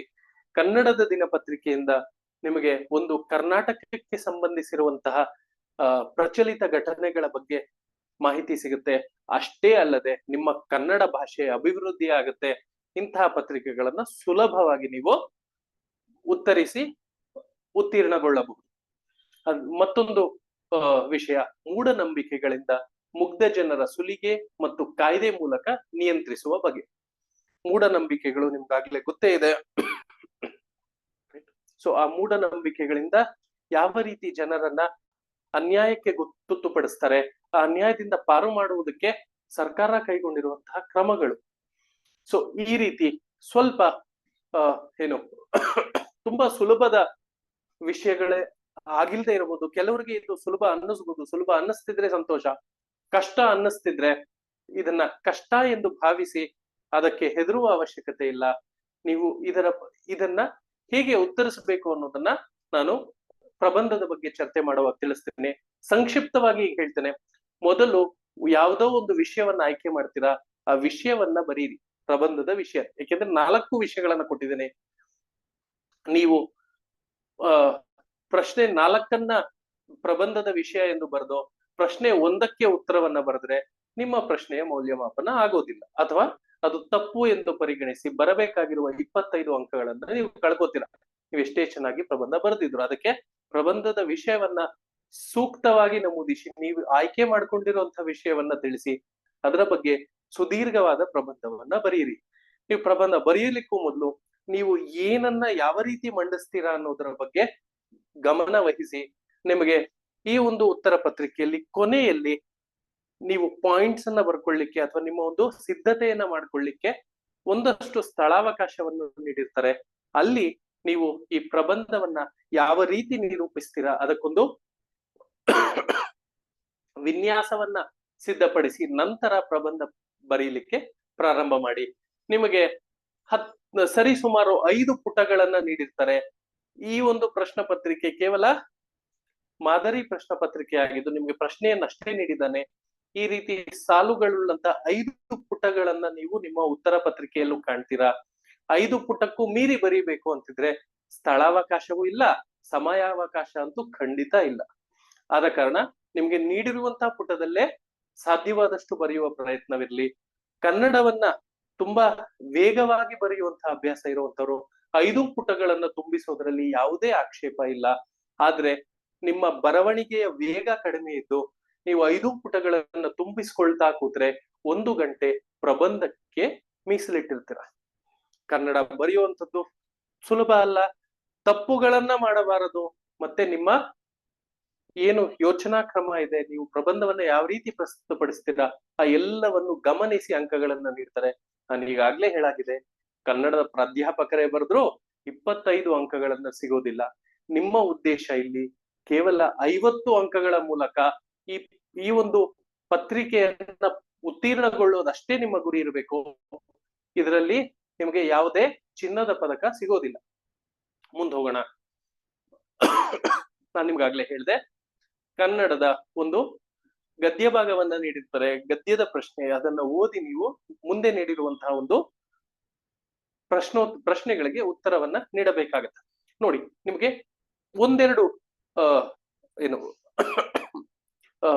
ಒಂದೆರಡು ಪುಟಗಳ ಗದ್ಯವನ್ನ ನೀಡಿರ್ತಾರೆ. 1-2 ಸಾಲುಗಳನ್ನ ನಾವು ಓದೋಣ. ಕನ್ನಡ ಯಾವ ಮಟ್ಟದ ಆಗಿರುತ್ತೆ ಅನ್ನೋದನ್ನ ಅರ್ಥ ಮಾಡ್ಕೊಳ್ಳೋಣ. ಕನ್ನಡಾಭಿಮಾನವೆಂದರೆ ಕೇವಲ ಭಾಷಿಕ ನೆಲೆಯಲ್ಲಿ ಇದ್ದರೆ ಸಾಲದು, ಅದು ಕನ್ನಡ ತನವಾಗಿ ಹೊರಹೊಮ್ಮಬೇಕು. ರಾಷ್ಟ್ರೀಯ ಅಂತಾರಾಷ್ಟ್ರೀಯ ವಸ್ತು ವಿಶೇಷಗಳನ್ನು ಸ್ವೀಕರಿಸಿದರೂ ಸ್ಥಳೀಯ ಸಾಚಾತನವನ್ನು ಉಳಿಸಿಕೊಳ್ಳುವುದರಲ್ಲಿ ಈ ಕನ್ನಡತನವಿದೆ. ಯಾವುದೇ ಕ್ಷೇತ್ರ, ವಸ್ತು, ವಿನ್ಯಾಸ, ಪ್ರಾಕಾರಗಳಿರಲಿ ಸ್ಥಳೀಯ ವಿಚಾರ, ವಿವೇಕ ಹಾಗೂ ಔಚಿತ್ಯಗಳನ್ನು ಒಳಗೊಂಡು ಸಂವೇದನೆಯ ಸ್ವರೂಪದಲ್ಲಿ ಕನ್ನಡತನವಿರಬೇಕು. ಒಂದು ಕಾಲದಲ್ಲಿ ಕನ್ನಡ ಚಲನಚಿತ್ರಗಳನ್ನು ಪ್ರದರ್ಶಿಸಿ ಕನ್ನಡ ಚಲನಚಿತ್ರಗಳನ್ನು ನೋಡಿ ಎನ್ನುವುದೇ ಕನ್ನಡಾಭಿಮಾನವಾಗಿತ್ತು. ಎಂಥದ್ದೇ ಆಗಲಿ ಕನ್ನಡ ಪುಸ್ತಕ ಓದಿ ಎನ್ನುವುದು ಕನ್ನಡಾಭಿಮಾನವಾಗಿತ್ತು. ಕನ್ನಡ ನಾಟಕ ನೋಡಿ ಎಂದರೆ ಅದು ಕನ್ನಡಾಭಿಮಾನ ಎನಿಸುತ್ತಿತ್ತು. ಇಂದು ಕನ್ನಡ ಚಲನಚಿತ್ರ, ನಾಟಕ, ಪುಸ್ತಕಗಳ ಸಂಖ್ಯೆ ಸಾಕಷ್ಟು ಹೆಚ್ಚಿದೆ. ಉತ್ತಮ ಅಭಿರುಚಿಯ ಚಲನಚಿತ್ರ, ನಾಟಕ, ಪುಸ್ತಕಗಳ ಬೆಳವಣಿಗೆಗೆ ಕಾರಣವಾಗುವುದು ಇಂದಿನ ಕನ್ನಡಾಭಿಮಾನವಾಗಬೇಕು. ಕನ್ನಡ ಚಲನಚಿತ್ರಗಳಿಗೆ ಪ್ರೋತ್ಸಾಹ ಕೊಡಬೇಕೆಂದು ಅಶ್ಲೀಲ ಅರ್ಥದ ಮಾತುಗಳುಳ್ಳ ಚಿತ್ರವನ್ನು ನೋಡಿ ಕನ್ನಡಾಭಿಮಾನವನ್ನು ತೋರಬೇಕಾಗಿಲ್ಲ. ವಿಕಾರಗಳನ್ನು ಪ್ರದರ್ಶಿಸಿದ ಕನ್ನಡ ಚಲನಚಿತ್ರಗಳಿಗೆ ಮಾರು ಹೋಗುವುದು ಕನ್ನಡಾಭಿಮಾನವಲ್ಲ. ದ್ವಂದ್ವ ಅರ್ಥ ಸಂಭಾಷಣೆ, ನಾಟಕಕ್ಕೆ ಚಪ್ಪಾಳೆ ತಟ್ಟುವುದು, ಅಗ್ಗದ ಪುಸ್ತಕ, ನಾಟಕ, ಚಿತ್ರಪತ್ರಿಕೆ, ಪೋಸ್ಟರ್ಗಳಿಗೆ ಪ್ರೋತ್ಸಾಹ ಕೊಡುವುದು ಕನ್ನಡತನದ ಕೆಲಸವಲ್ಲ. ಇಂದಿನ ಕನ್ನಡಾಭಿಮಾನವು ವಿವೇಕ, ಔಚಿತ್ಯ, ವಿಚಾರಗಳನ್ನು ಒಳಗೊಂಡ ಸಾಚಾ ಸಂವೇದನೆಯ ಆಕಾರವಾಗಿ ಪ್ರಕಟವಾಗಬೇಕು. ಕನ್ನಡದ ಹೊರಗಿನ ದಬ್ಬಾಳಿಕೆ, ಪ್ರತಿರೋಧ ಒಡ್ಡುವುದಷ್ಟೇ ಅಲ್ಲ, ಕನ್ನಡದ ಒಳಗಿನ ವಿಕೃತಿಗಳಿಗೆ ವಿರೋಧವಾಗುವುದು ಕನ್ನಡಾಭಿಮಾನದ ತಾತ್ವಿಕ ನೆಲೆಯಾಗಬೇಕು. ಆಗ ಕನ್ನಡ ಹಾಗೂ ಕರ್ನಾಟಕದ ಮರ್ಯಾದೆ ಉಳಿಯುತ್ತದೆ. ಬಹುಶಃ ನಾನು ಇಷ್ಟನ್ನೇ ಓದ್ತೇನೆ. ಏನಕ್ಕೆ ಅಂದ್ರೆ ನಿಮ್ಗೆ ಈಗಾಗ್ಲೇ ಈ ಕನ್ನಡದ ಗದ್ಯದ ಏನು ಕ್ಲಿಷ್ಟತೆಯ ಮಟ್ಟ ನಿಮ್ಗೆ ಈಗಾಗ್ಲೇ ಗೊತ್ತಾಗಿದೆ. ಎಷ್ಟು ಕಷ್ಟ ಇರ್ತದೆ. ಕನ್ನಡ ಬಲ್ಲವರಿಗೆ ಇದು ಕಷ್ಟ ಅಂತ ಅನ್ನಿಸದೇ ಇರಬಹುದು. ಪಾಪ ಕನ್ನಡ ಬರ್ದೇ ಇರುವಂತವ್ರಿಗೆ, ಅದರಲ್ಲೂ ಹೆಚ್ಚು ಏನು ಬೇರೆ ಬೇರೆ ಜನಾಂಗದವರು, ರಾಜಸ್ಥಾನಿಯವರು, ಮಹಾರಾಷ್ಟ್ರದವರು, ತಮಿಳಿನವರು ನಮ್ಮ ಕರ್ನಾಟಕದಲ್ಲಿ ಬಂದು CBSE ನಲ್ಲೋ ICSE ನಲ್ಲೋ ತಮ್ಮ ಏನು ಪ್ರೌಢ ಶಿಕ್ಷಣ, ಪದವಿ ಪೂರ್ವ ಶಿಕ್ಷಣ, ಪದವಿ ಶಿಕ್ಷಣಗಳನ್ನ ಮುಗಿಸಿಕೊಂಡು ಎಲ್ಲೋ ಒಂದು ಕಡೆ ಸರ್ಕಾರಿ ನೌಕರಿಯ ಹುಡುಕಾಟದಲ್ಲಿದ್ರೆ ಅಂಥವರಿಗೆ ಕನ್ನಡದ ಇಂತಹ ಒಂದು ಕನ್ನಡವನ್ನ ಅರ್ಥ ಮಾಡಿಕೊಳ್ಳುವಂತಹ ಒಂದು ಸಾಮರ್ಥ್ಯದ ಕೊರತೆ ಇದ್ರೆ ಆಗ ಅವರಿಗೆ ಇದೂ ಸಹ ಕಷ್ಟ ಅಂತ ಅನಿಸುತ್ತದೆ. ಈಗ ನಾನು ಕೇಳ್ತಾ ಇರುವಂತದ್ದು, ನಿಮ್ಮಲ್ಲಿ ಎಷ್ಟು ಜನಕ್ಕೆ ಈ ರೀತಿಯ ಒಂದು ಪ್ರಶ್ನೆ ಪತ್ರಿಕೆ ಕಷ್ಟ ಅಂತ ಅನ್ನಿಸ್ತಾ ಇದೆ? ದಯವಿಟ್ಟು ನೀವು ಚಾಟ್ ಬಾಕ್ಸ್ ನ ಮೂಲಕ ನನಗೆ ನಿಮ್ಮ ಪ್ರತಿಕ್ರಿಯೆಯನ್ನ ನೀಡಿ. ಆಗ ನನಗೆ ಅರ್ಥ ಆಗುತ್ತೆ ಹೇಗೆ ಏನಾಗ್ತಾ ಇದೆ ಅಂತ. ಈಗಾಗ್ಲೇ ನಿಮ್ಗೆ ನಾನು ನಮ್ಮ ಕೋರ್ಸ್ಗಳ ಬಗ್ಗೆ ಮಾಹಿತಿ ನೀಡಿದ್ದೇನೆ. ಆ ಕೋರ್ಸ್ಗಳ ಮಾಹಿತಿಯನ್ನು ಚಾಟ್ ಬಾಕ್ಸ್ ನಲ್ಲಿ ಈಗಾಗ್ಲೇ ತಮಗೆ ತಲುಪಿಸಲಾಗಿದೆ. ನಿಮಗೆ ನಾನು ಓದಿರುವಂತಹ ಕನ್ನಡದ ಗದ್ಯ ಭಾಗ ಎಷ್ಟು ಮಂದಿಗೆ ಕಷ್ಟ ಅನ್ನಿಸ್ತಾ ಇದೆ, ಎಷ್ಟು ಮಂದಿಗೆ ಸುಲಭ ಅನ್ನಿಸ್ತಾ ಇದೆ? ಸುಲಭ ಅನ್ನಿಸ್ತಾ ಇರುವಂತವ್ರು ಥಮ್ಸಪ್ ನ ಮೂಲಕ ನಿಮ್ಮ ಪ್ರತಿಕ್ರಿಯೆಯನ್ನ ತಿಳಿಸಿ. ಕಷ್ಟ ಅನ್ನುತ್ತಿರುವಂತವ್ರು ಯು ಕ್ಯಾನ್ ರಿಪ್ಲೈ ಡಿಫಿಕಲ್ಟ್ ಅಂತ ನನಗೆ ಪ್ರತಿಕ್ರಿಯಿಸೋದ್ರ ಮೂಲಕ ನಿಮಗೆ ಏನ್ ಅನ್ನಿಸ್ತಾ ಇದೆ ಅನ್ನೋದನ್ನ ತಿಳಿಸಿ. ಆಗ ನಾನು ಅದಕ್ಕೆ ಸೂಕ್ತವಾದ ಪರಿಹಾರವನ್ನ ನೀಡಬಹುದು.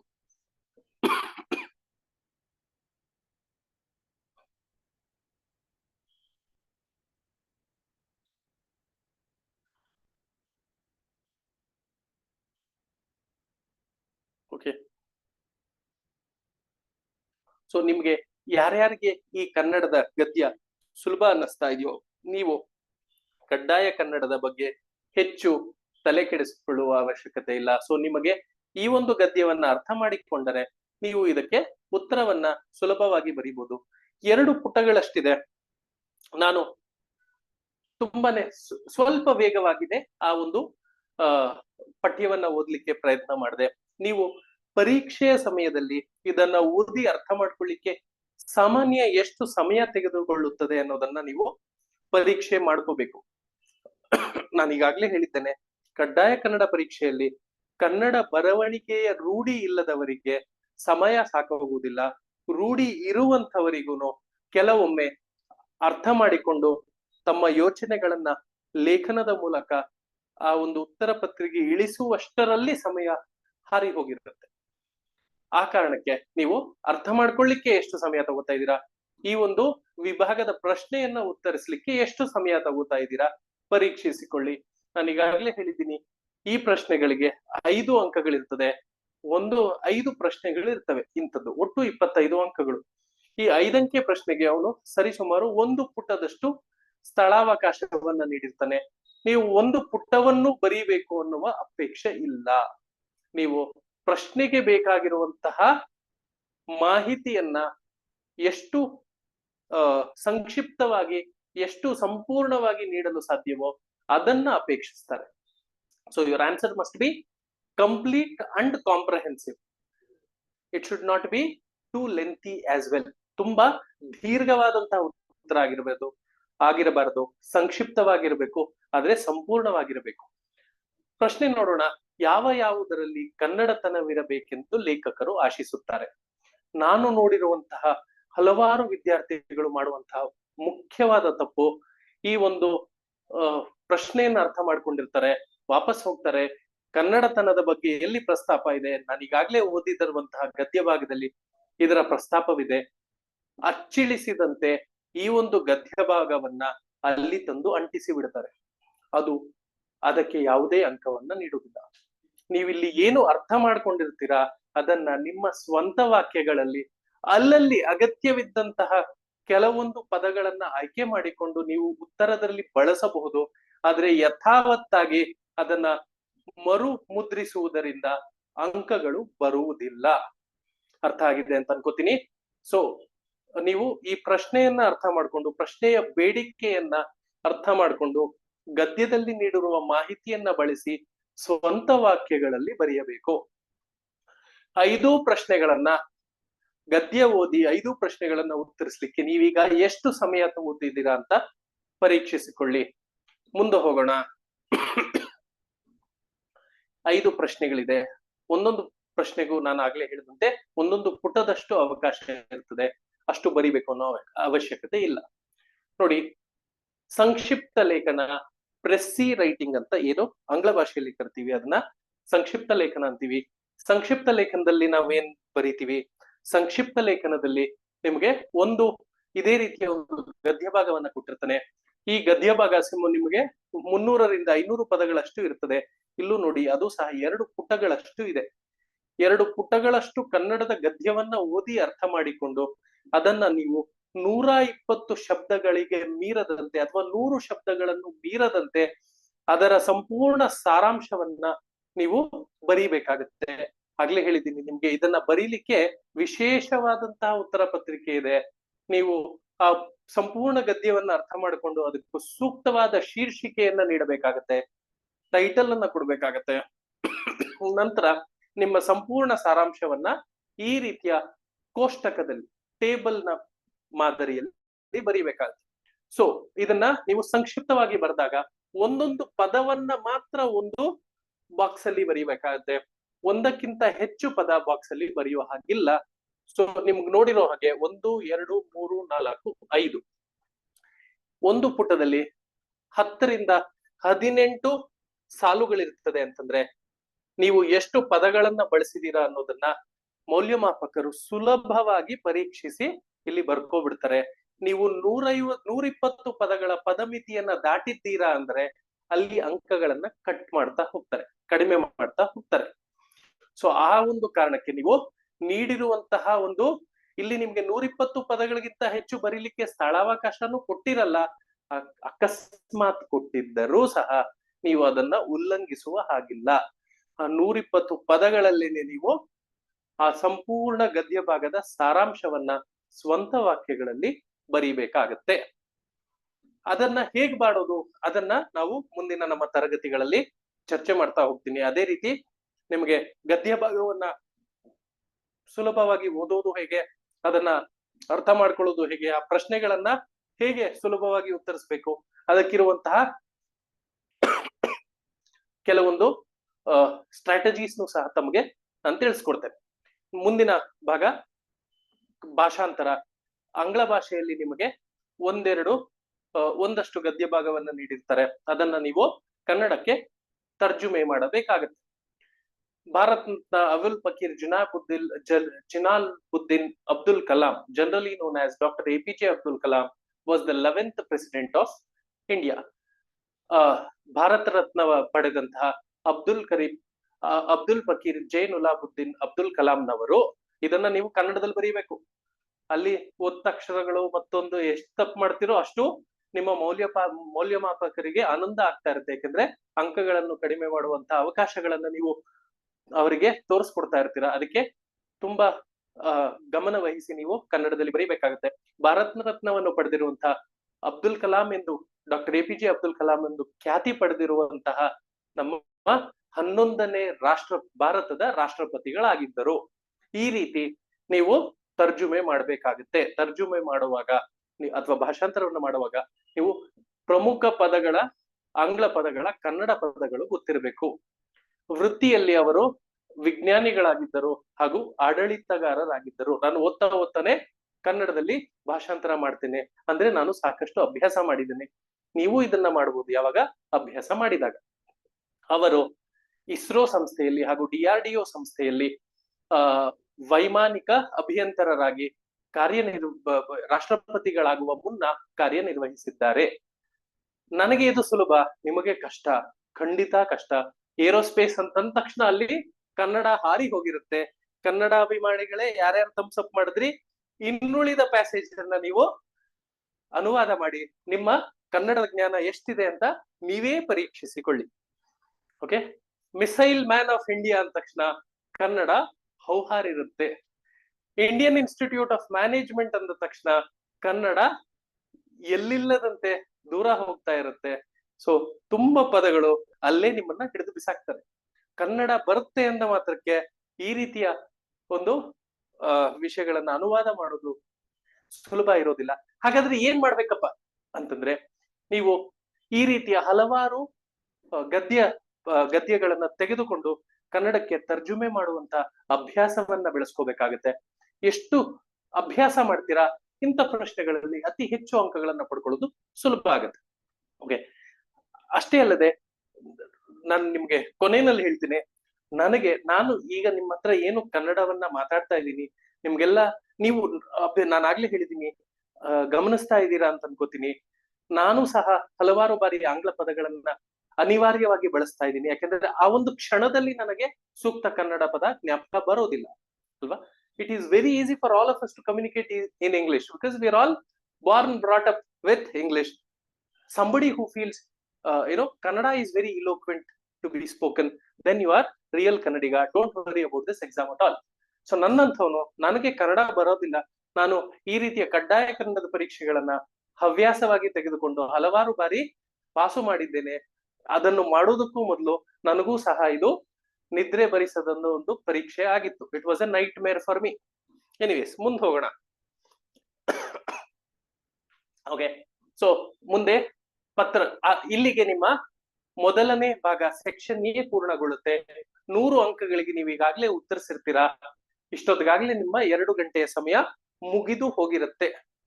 ಗಮನ ಇಟ್ಟು ಕೇಳಿ, ಸಮಯದ ಕೊರತೆಯೇ ನಿಮಗೆ ಈ ಒಂದು ಪರೀಕ್ಷೆಯಲ್ಲಿ ಮುಖ್ಯವಾದ ಸಮಸ್ಯೆ. ಸಮಯವನ್ನ ನೀವು ಕಾಪಾಡ್ಕೋಬೇಕು. ಪ್ರತಿಯೊಂದು ಪ್ರಶ್ನೆಗೂ 20 ನಿಮಿಷಕ್ಕಿಂತ ಹೆಚ್ಚು ತಗೋಬಾರ್ದು.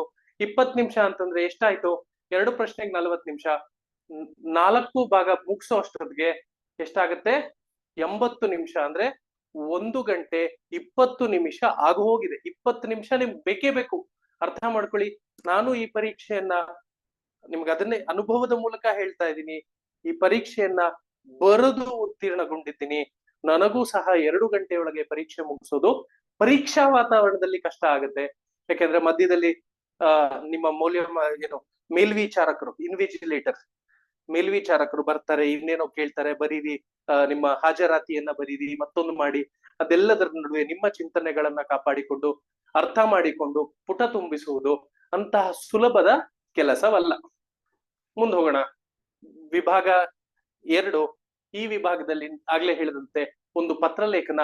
ನಿಮ್ಗೆ ಹಲವಾರು ವಿಷಯಗಳನ್ನ ಕೊಟ್ಟಿರ್ತಾರೆ. 100 ಪದಗಳಿಗೆ ಮೀರದಂತೆ ನಿಮ್ಮ ಪತ್ರಲೇಖನವಿರಬೇಕು. ಸಂಕ್ಷಿಪ್ತವಾಗಿರಿ, ಹೆಚ್ಚು ಬರೀಲಿಕ್ಕೆ ಹೋಗ್ಬೇಡಿ. ಪತ್ರಲೇಖನದಲ್ಲಿ ನೀವು ಎಷ್ಟು ಹೆಚ್ಚು ಬರೀತೀರೋ ಅಷ್ಟು ಅಂಕೆಗಳನ್ನ ಕಳ್ಕೊಳ್ಳಿಕ್ಕೆ ಅವಕಾಶ ಮಾಡ್ಕೊಡ್ತೀರಾ. ತಪ್ಪುಗಳು ಮಾಡುವುದು ಸಹಜ. ಎಷ್ಟು ಹೆಚ್ಚು ತಪ್ಪು ಮಾಡ್ತೀರಾ ಅಷ್ಟು ಅಂಕಗಳನ್ನ ಕಳ್ಕೊತೀರಾ. ಮುಂದೆ ಅದೇ ರೀತಿ ನುಡಿಗಟ್ಟುಗಳು ಅಂದ್ರೆ ಕಣ್ಣೀರಲ್ಲಿ ಕೈ ತೊಳೆ. ಏನು ಕಣ್ಣೀರಲ್ಲಿ ಕೈ ತೊಳೆ? ಒಂದು ಡಬ್ರಿ ತಗೊಳ್ಳಿ, ಕಣ್ಣೀರನ್ನ ಡಬ್ರಿನಲ್ಲಿ ಹಿಡ್ಕೊಳ್ಳಿ, ಆಮೇಲೆ ಅದ್ರಲ್ಲಿ ಕೈ ತೊಳ್ಕೊಳ್ಳಿ ಅಂತನ ಅರ್ಥ ಅಲ್ಲ. ನಾನೀಗ ಏನ್ ಹೇಳಿದೀನಿ, ನುಡಿಗಟ್ಟುಗಳಂದ್ರೆ ಅದರ ಮೇಲ್ನೋಟಕ್ಕೆ ಬರುವ ಅರ್ಥ ಬೇರೆ, ಆದ್ರೆ ಅದರ ಗೂಢ ಅರ್ಥ ಬೇರೆ ಇರ್ತದೆ. ಅದರ ಬಳಕೆಯಲ್ಲಿರುವಂತಹ ಅರ್ಥ ಬೇರೆ ಇರ್ತದೆ. ಹೆಣ್ಣು ಮಕ್ಕಳು ತಮ್ಮನ ಜೀವನ ಪರ್ಯಂತ ಕಣ್ಣೀರಿನಲ್ಲಿ ಕೈ ತೊಳೆಯಬೇಕಾಗುತ್ತದೆ. ಅಷ್ಟು ಬರೆದ್ರೆ ಸಾಕು, ನಿಮ್ಗೆ 2 ಅಂಕೆ ಬಂತು. ಏನಕ್ಕೆ? ನೀವು ಅರ್ಥ ಮಾಡ್ಕೊಂಡಿದ್ದೀರಾ. ಆ ಅರ್ಥ ವಿವರಿಸಿ ಅದನ್ನ ನಿಮ್ಮ ಸ್ವಂತ ವಾಕ್ಯದಲ್ಲಿ ಬಳಸ್ಬೇಕಾಗತ್ತೆ. ಕಣ್ಣೀರಲ್ಲಿ ಕೈ ತೊಳೆ ಅಂತಂದ್ರೆ ದುಃಖವನ್ನ ಅನುಭವಿಸು, ದುಃಖವನ್ನ ಸ್ವೀಕರಿಸು ಅನ್ನುವುದು ಅರ್ಥ ಆಗುತ್ತೆ. ಅರ್ಥ ಬರೆದು ಈ ರೀತಿ ನಿಮ್ಮ ಸ್ವಂತ ವಾಕ್ಯದಲ್ಲಿ ಅದರ ಅರ್ಥ ಬರೆದು ಬಿಟ್ರೆ 2 ಅಂಕೆ ಬಂತು. ಇಂಥದ್ 3 ಪ್ರಶ್ನೆ ಬರೆದ್ರೆ ನೀವು 6 ಅಂಕೆ ಬಂತು. ಕಾಲಿಗೆ ಬುದ್ಧಿ ಹೇಳು. ಏನ್ ಮಾಡ್ತೀರಾ? ಕಾಲಿದ್ ಬಿಟ್ಟು ಅದ್ರ ಹತ್ರ ಮಾತಾಡ್ತೀರಾ ಅಲ್ವಲ್ಲ? ಸರಿ, ನುಡಿಗಟ್ಟುಗಳು, ಅದರ ಅರ್ಥವನ್ನ ಅರ್ಥ ಮಾಡ್ಕೋಬೇಕು. ಮುಗಿಲು ಮುಟ್ಟು. ಆಕಾಶಕ್ಕೆ ಹಾರ್ತೀರಾ? ವಿಮಾನದಲ್ಲಿ ಕುಳಿತು ಮುಗಿಲಿನ ಬಳಿ ಹೋಗುವುದು ಮುಗಿಲು ಮುಟ್ಟು ಅಂತನ ಅಲ್ಲ, ಗುರಿಯನ್ನ ಮುಟ್ಟುವಂಥದ್ದು. ನಮ್ಮ ಉನ್ನತವಾದ ಗುರಿಗಳನ್ನ ಗುರಿಯಾಗಿಟ್ಟುಕೊಂಡು ಅದರಲ್ಲಿ ಯಶಸ್ವಿಯಾಗುವಂಥದ್ದು. ನಿಮಗೆ ಕೆಲವೊಮ್ಮೆ ಆಯ್ಕೆಗಳನ್ನ ಕೊಟ್ಟಿರ್ತಾರೆ, ಕೆಲವೊಮ್ಮೆ 3 ಪ್ರಶ್ನೆಗಳನ್ನ ಕೊಟ್ಟು ಅದಕ್ಕೆ ಉತ್ತರಿಸಿ ಅಂತ ಕೊಟ್ಟಿರ್ತಾರೆ.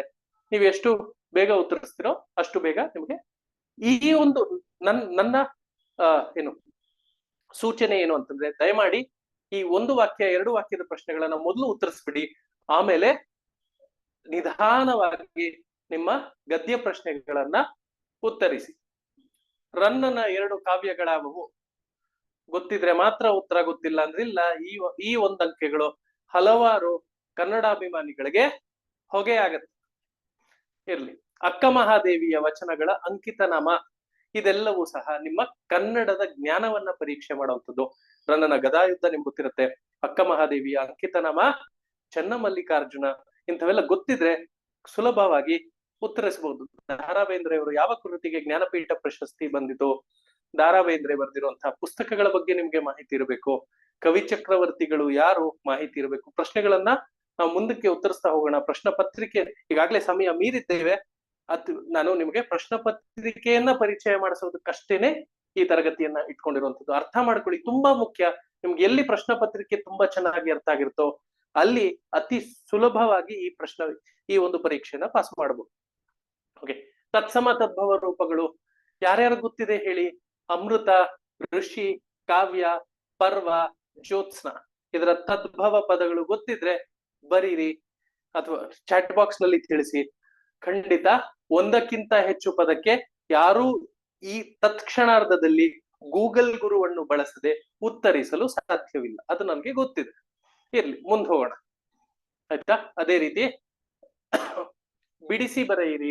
ನಿಮ್ಗಾಗ್ಲೇ ಹೇಳಿದೆ, ಈ ತರ ಪದಗಳನ್ನ ಕೊಡ್ತಾರೆ ನಿಮ್ಗೆ ಬಿಡಿಸ್ಲಿಕ್ಕೆ, ಸಂಧಿ ವಿಗ್ರಹ ಮಾಡ್ಲಿಕ್ಕೆ ಅಥವಾ ಸಮಾಸದ ಮೂಲಕ ಬಿಡಿಸ್ಲಿಕ್ಕೆ ಗೊತ್ತಿರಬೇಕು. ಸದಾಚಾರ ಯಾವ ರೀತಿ ಬಿಡಿಸ್ತೀರಾ, ಇದು ಸಂಧಿ ಪದನ ಸಮಾಸ ಪದನ ಗೊತ್ತಿರಬೇಕು. ಆಗ ನೀವು ಇದನ್ನ ಬಿಡಿಸಿ ಪದಲಿಕ್ಕೆ ಬರುತ್ತೆ.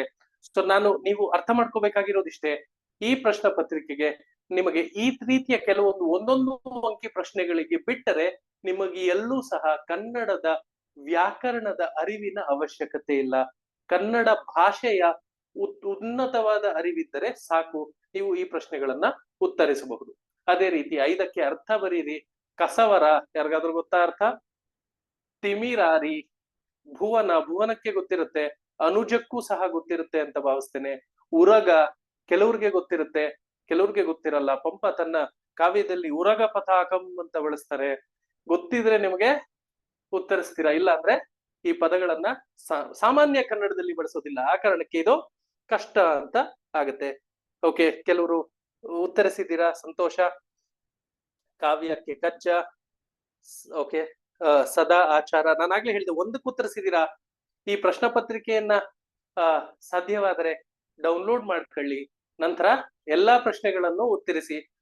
5 ಪ್ರಶ್ನೆ ಪತ್ರಿಕೆಗಳನ್ನ ನಿಮ್ಗೆ KPSC ಅಂತರ್ಜಾಲದಲ್ಲೇ ನೀಡಿದ್ದಾರೆ. 5 ಪ್ರಶ್ನೆ ಪತ್ರಿಕೆಗಳನ್ನ ಸಂಪೂರ್ಣವಾಗಿ ನೀವು ಉತ್ತರಿಸಿದ್ರೆ ನಿಮ್ಮ ಕಡ್ಡಾಯ ಕನ್ನಡ ಪ್ರಶ್ನೆ ಪತ್ರಿಕೆಗೆ ತಯಾರಿ ನಡೆದಿದೆ ಎಂದರ್ಥ. ಮುಂದೆ ಹೋಗೋಣ. ಸೊ ಅದಕ್ಕೆ ವಿರುದ್ಧಾರ್ಥಕ ಪದಗಳನ್ನ ಬರೀರಿ.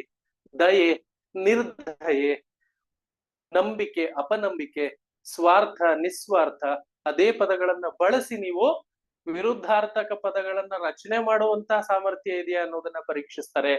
ನೀವು ದಯೆ ಅಂದ್ರೆ ದಯೆ ಇಲ್ಲದವನು ಅಂತ ಬರೆದ್ರೆ ಅದಕ್ಕೆ ಅಂಕ ಕೊಡೋದಿಲ್ಲ.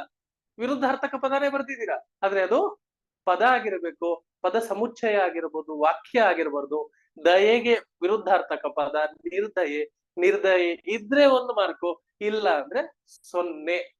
ಇಷ್ಟೇ. ಎಷ್ಟೋ ಜನ ಈ ರೀತಿಯ ಸಣ್ಣ ತಪ್ಪುಗಳನ್ನ ಮಾಡೋದ್ರ ಮೂಲಕ ಅಂಕಗಳನ್ನ ಕಳ್ಕೊತಾರೆ. ನಾನು ಆಗ್ಲೇ ಹೇಳಿದ್ದೀನಿ, ಈ 50 ಅಂಕಗಳಲ್ಲಿ 30 ಅಂಕಗಳು ಬರುತ್ತೆ ಅಂತ ಕನಸು ಮನಸ್ಸಿನಲ್ಲೂ ಅಪೇಕ್ಷಿಸಬೇಡಿ. ನೀವು ಹೆಚ್ಚಿನ ಅಂಕೆ ಪಡ್ಕೋಬೇಕಾಗಿರುವಂತದ್ದು ಆ 4 ಪ್ರಶ್ನೆಗಳಲ್ಲಿ ಮಾತ್ರ. ಪ್ರಬಂಧ, ಅನುವಾದ, ಸಾರಾಂಶ ಮತ್ತೆ ಗದ್ಯವನ್ನ ಓದಿ ಪ್ರಶ್ನೆಗಳಿಗೆ ಅರ್ಥ ನೀಡುವಂಥದ್ದು. ಅಲ್ಲಿ ನಿಮಗೆ ಎಷ್ಟು ಅಂಕಗಳು ಸಿಗುತ್ತೋ ಅಷ್ಟು ನಿಮ್ಮ ಗುರಿ ಇರುವಂತ 50 ಅಂಕಗಳನ್ನ ದಾಟಿಸುತ್ತೆ. ಇಲ್ಲ ಅಂತಂದ್ರೆ ಮತ್ತೊಮ್ಮೆ ಮಗದೊಮ್ಮೆ ಮರಳಿ ಯತ್ನವ ಮಾಡುವಂತ ಯತ್ನ ಮಾಡ್ತಾ ಇರ್ಬೇಕಾಗತ್ತೆ. ಓಕೆ, ಸೊ ಇದು ನಿಮ್ಮ ಕಡ್ಡಾಯ ಕನ್ನಡ ಪ್ರಶ್ನೆ ಪತ್ರಿಕೆಯ ಒಂದು ಸಂಕ್ಷಿಪ್ತ ಪರಿಚಯ. ಯಾರಿಗಾದ್ರೂ ಏನಾದ್ರೂ ಪ್ರಶ್ನೆಗಳಿದ್ರೆ ನಿಸ್ಸಂಕೋಚವಾಗಿ ಕೇಳಿ. ಸಂಕೋಚಕ್ಕೆ ವಿರುದ್ಧಾರ್ಥಕ ಪದ ನಿಸ್ಸಂಕೋಚವಾಗಿ ಕೇಳಿ. ಅದನ್ನ ಉತ್ತರಿಸಲಿಕ್ಕೆ ನಾನು ಸಿದ್ಧನಿದ್ದೇನೆ. ಮತ್ತೆ ನಿಮ್ಮೆಲ್ಲರ ಮಾಹಿತಿಗೆ ನಾನು ಆಂಗ್ಲ ಮಾಧ್ಯಮದಲ್ಲಿ ಓದಿರುವಂತಹ ವಿದ್ಯಾರ್ಥಿ. ಅಂದ್ರೆ ನಾನು ಓದಿರುವಂತಹ ಶಾಲೆ ಆಂಗ್ಲ ಮಾಧ್ಯಮ ಶಾಲೆ ಎಂದು ತನ್ನನ್ನ ತಾನು ಜಾಹೀರಾತು ಮಾಡ್ಕೋತಾ ಇತ್ತು. ಆದ್ರೆ ನನಗೆ ಬೋಧನೆ ಮಾಡಿದಂತ ಎಲ್ಲಾ ಗುರುಗಳು ಸಹ ಕನ್ನಡದಲ್ಲಿ ಪ್ರೌಢಿಮೆಯನ್ನ ಹೊಂದಿದ್ದಂಥವ್ರು. ನನಗೆ ಸಿಕ್ಕ ಗುರುಗಳೇ ಇವತ್ತು ನನ್ನ ಕನ್ನಡಾಭಿರುಚಿಯನ್ನ ಬೆಳೆಸಿರುವಂತದ್ದು. ಇವತ್ತು ಇಂತಹ ಪತ್ರಿಕೆಗಳನ್ನ ಸುಲಭವಾಗಿ ಬೋಧನೆ ಮಾಡ್ಲಿಕ್ಕಾಗಿರ್ಬೋದು ಅಥವಾ ಬರೆದು ಅವುಗಳನ್ನ ಉತ್ತೀರ್ಣಗೊಳ್ಳೋದಕ್ಕಾಗಿರ್ಬೋದು ಸಹಾಯ ಆಗಿರುವಂತದ್ದು. ಮೂಲತಃ ನಾನು ಇಂಗ್ಲಿಷ್ ಮೀಡಿಯಂ ವಿದ್ಯಾರ್ಥಿ. ಸೊ ನನಗೆ ಇದು ಸಾಧ್ಯ ಅಂದ್ರೆ ನಿಮ್ಗೆ ಖಂಡಿತ ಸಾಧ್ಯ ಆಗುತ್ತೆ. ಕನ್ನಡ ಬಾರದೇ ಇರೋರು ಇದ್ರೆ ದಯವಿಟ್ಟು ನಿಮಗೆ ಈ ಒಂದು ತರಗತಿಗಳ ಅವಶ್ಯಕತೆ ಇದೆ. ಅಂಥವರು ನನಗೆ ಹೆಚ್ಚಿನ ಪ್ರಶ್ನೆಗಳನ್ನ ಕೇಳಬೇಕು. ಇನ್ನು ಮುಂದೆ ಬರುವಂತಹ ಎಲ್ಲ ತರಗತಿಗಳನ್ನು ಕಡ್ಡಾಯವಾಗಿ ಹಾಜರಾಗಿ ಅದರ ಫಲಾನುಭವಿಗಳಾಗಬೇಕಿಂತ ತಿಳಿಸ್ತಾ ಇದ್ದೇನೆ. ಪ್ರಶ್ನೆಗಳಿದ್ರೆ ಕೇಳಬಹುದು. ಚಾಟ್ ಬಾಕ್ಸ್ ತಮಗಾಗಿ ಇದೆ. ಕಂಪಲ್ಸರಿ ಕನ್ನಡ ಎಕ್ಸಾಮ್ ಪಾಸ್ ಆಗಿದ್ರೆ ಮತ್ತೆ ತಗೋಬೇಕಾ ಕಂಪಲ್ಸರಿ ಕನ್ನಡ ಎಕ್ಸಾಮ್ನ? ಇಲ್ಲ, ಒಮ್ಮೆ ನೀವು ಈ ಒಂದು ಪರೀಕ್ಷೆಯನ್ನ ಪಾಸು ಮಾಡಿದ್ದರೆ, ಉತ್ತೀರ್ಣಗೊಂಡಿದ್ದರೆ ಮತ್ತೆ ಇದನ್ನ ಬರೆಯುವ ಅವಶ್ಯಕತೆ ಇಲ್ಲ. ಆದರೆ ನಾನು ಈಗಾಗಲೇ ಹೇಳದಂತೆ ಈ ಕಡ್ಡಾಯ ಕನ್ನಡ ಪರೀಕ್ಷೆ ನೀವು 2021ರ ಹಿಂದೆ ಬರೆದಿದ್ದರೆ ಆ ಒಂದು ಸಮಯದಲ್ಲಿದ್ದಂತಹ ಪ್ರಶ್ನೆ ಪತ್ರಿಕೆಯ ಮಾದರಿ ಭಿನ್ನವಾಗಿತ್ತು. ಈಗಿರುವಂತಹ ಪ್ರಶ್ನೆ ಪತ್ರಿಕೆಯ ಮಾದರಿ ಭಿನ್ನವಾಗಿರುವುದರಿಂದ 2021ರ ನಂತರ ಪಾಸು ಮಾಡಿದ್ದವರಿಗೆ ಮಾತ್ರ ವಿನಾಯಿತಿ ಇದೆ. ಅದರ ಹಿಂದೆ ಕಡ್ಡಾಯ ಕನ್ನಡ ಪರೀಕ್ಷೆ ಬರೆದು ನೀವು ಉತ್ತೀರ್ಣಗೊಂಡಿದ್ದರೂ ಸಹ 2021ರ ನಂತರ ಯಾವುದೇ ಕಡ್ಡಾಯ ಕನ್ನಡ ಪರೀಕ್ಷೆ ಬರೆದು ಉತ್ತೀರ್ಣಗೊಳ್ಳದಿದ್ದರೆ ಮತ್ತೊಮ್ಮೆ ಬರೆಯಬೇಕಾಗುತ್ತದೆ.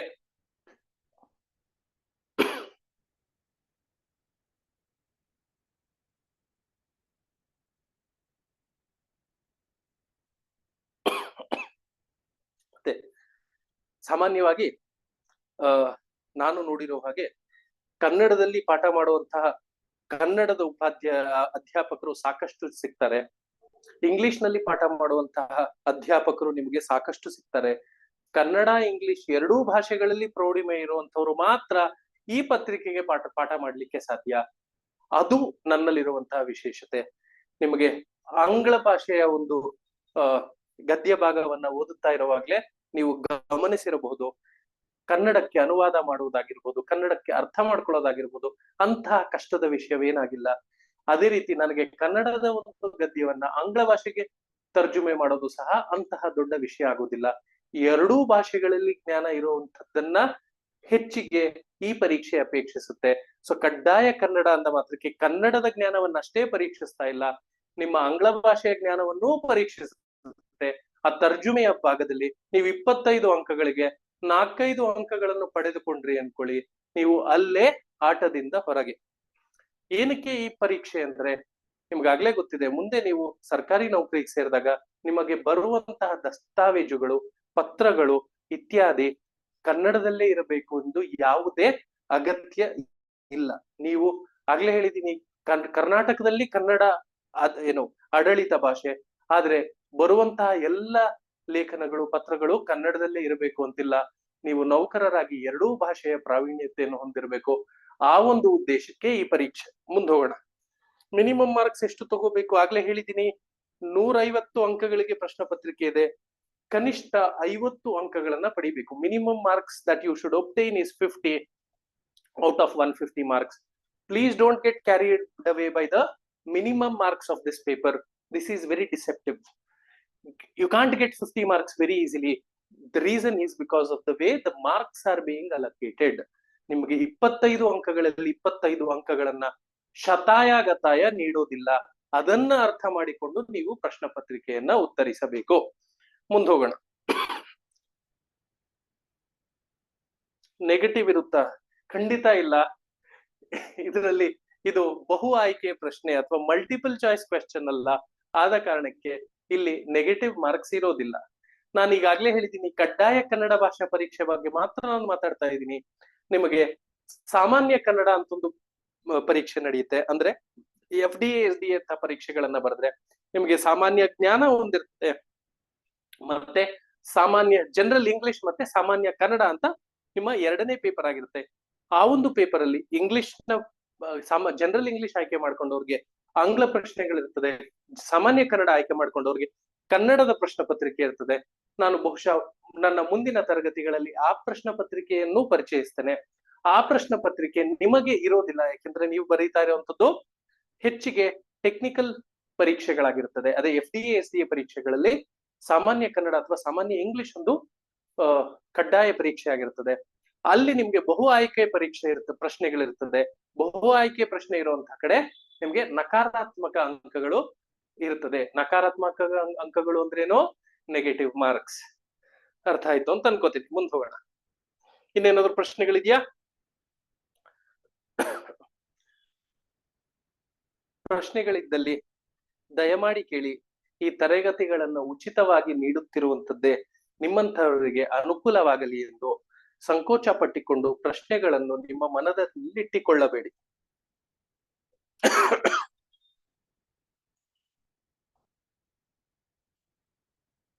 ಯಾರಿಗೂ ಪ್ರಶ್ನೆಗಳಿಲ್ಲ ಅಂದ್ರೆ ಉಳಿದ ವಿದ್ಯಾರ್ಥಿಗಳು ಅಭ್ಯರ್ಥಿಗಳು ಸಹ ಇಲ್ಲ ಎಂದು ತಿಳಿಸೋದ್ರ ಮೂಲಕ ನಾನು ನನ್ನ ತರಗತಿಯನ್ನ ಅಂತ್ಯಗೊಳಿಸುವುದಕ್ಕೆ ಸಹಕಾರ ಆಗುತ್ತೆ. ನನ್ನ ಏನು ಭೂಗೋಳ ಶಾಸ್ತ್ರದ ಸಂವಿಧಾನದ ಪಾಠ ಕೇಳಿರುವಂತವ್ರಿಗೆ ಬಹುಶಃ ಈ ಕನ್ನಡದ ತರಗತಿ ಸ್ವಲ್ಪ ವಿಶಿಷ್ಟ ಮತ್ತು ವಿಶೇಷ ಅನ್ಸಿದೆ ಅಂತ ಅನ್ಕೋತೀನಿ.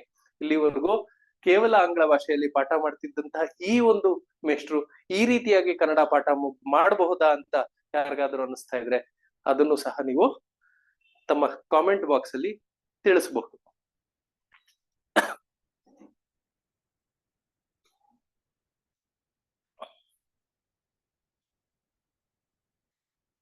ಓಕೆ, ಯಾರಿಗೂ ಪ್ರಶ್ನೆ ಇಲ್ಲ ಅಂತ ತಿಳಿತಾ ಇದೆ. ಮತ್ತೇನಾದ್ರೂ ಇದ್ರೆ ಹೇಳಿ. ಏನು ಇಲ್ಲ ಅಂತಂದ್ರೆ ತರಗತಿಯನ್ನ ಅಂತ್ಯಗೊಳಿಸೋಣ. We will end the class now. Thank you.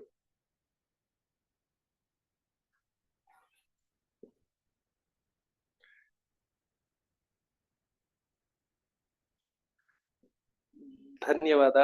ನೀವು ಈ ರೀತಿ ಕನ್ನಡ ಕಲಿಬಹುದು. ಹೆಚ್ಚಿನ ಸಮಯ ಬೇಕಾಗುವುದಿಲ್ಲ, ಅಭ್ಯಾಸ ಬೇಕು. ಇದನ್ನ ಕಲಿಯುವ ರೀತಿಯನ್ನ ಕಲಿಬೇಕು. ಅದನ್ನೇ ನಾನು ಇನ್ನ ಕೆಲವೇ ತರಗತಿಗಳಲ್ಲಿ ತಿಳಿಸ್ತೇನೆ. ಸೊ ನನ್ನ ಮುಂದಿನ ತರಗತಿಗಳ ಬಗ್ಗೆ ಸಂಕ್ಷಿಪ್ತವಾಗಿ ಹೇಳ್ತೇನೆ. ಈ ಒಂದೊಂದು ವಿಭಾಗವನ್ನು ಸಹ ಸವಿಸ್ತಾರವಾಗಿ ಚರ್ಚೆ ಮಾಡ್ತೇನೆ. ಕೊನೆಯಲ್ಲಿ ಎಲ್ಲರಿಗೂ ಅನುಕೂಲವಾಗುವಂತೆ ಸಂಕ್ಷಿಪ್ತವಾಗಿ ಕನ್ನಡ ವ್ಯಾಕರಣವನ್ನು ಸಹ ಚರ್ಚೆ ಮಾಡ್ತೇನೆ. ಸೊ ನೀವು ಅದರ ಅನುಕೂಲವನ್ನ ಪಡ್ಕೋಬಹುದು. ಧನ್ಯವಾದಗಳು. ತರಗತಿಯನ್ನು ಅಂತ್ಯಗೊಳಿಸುವ.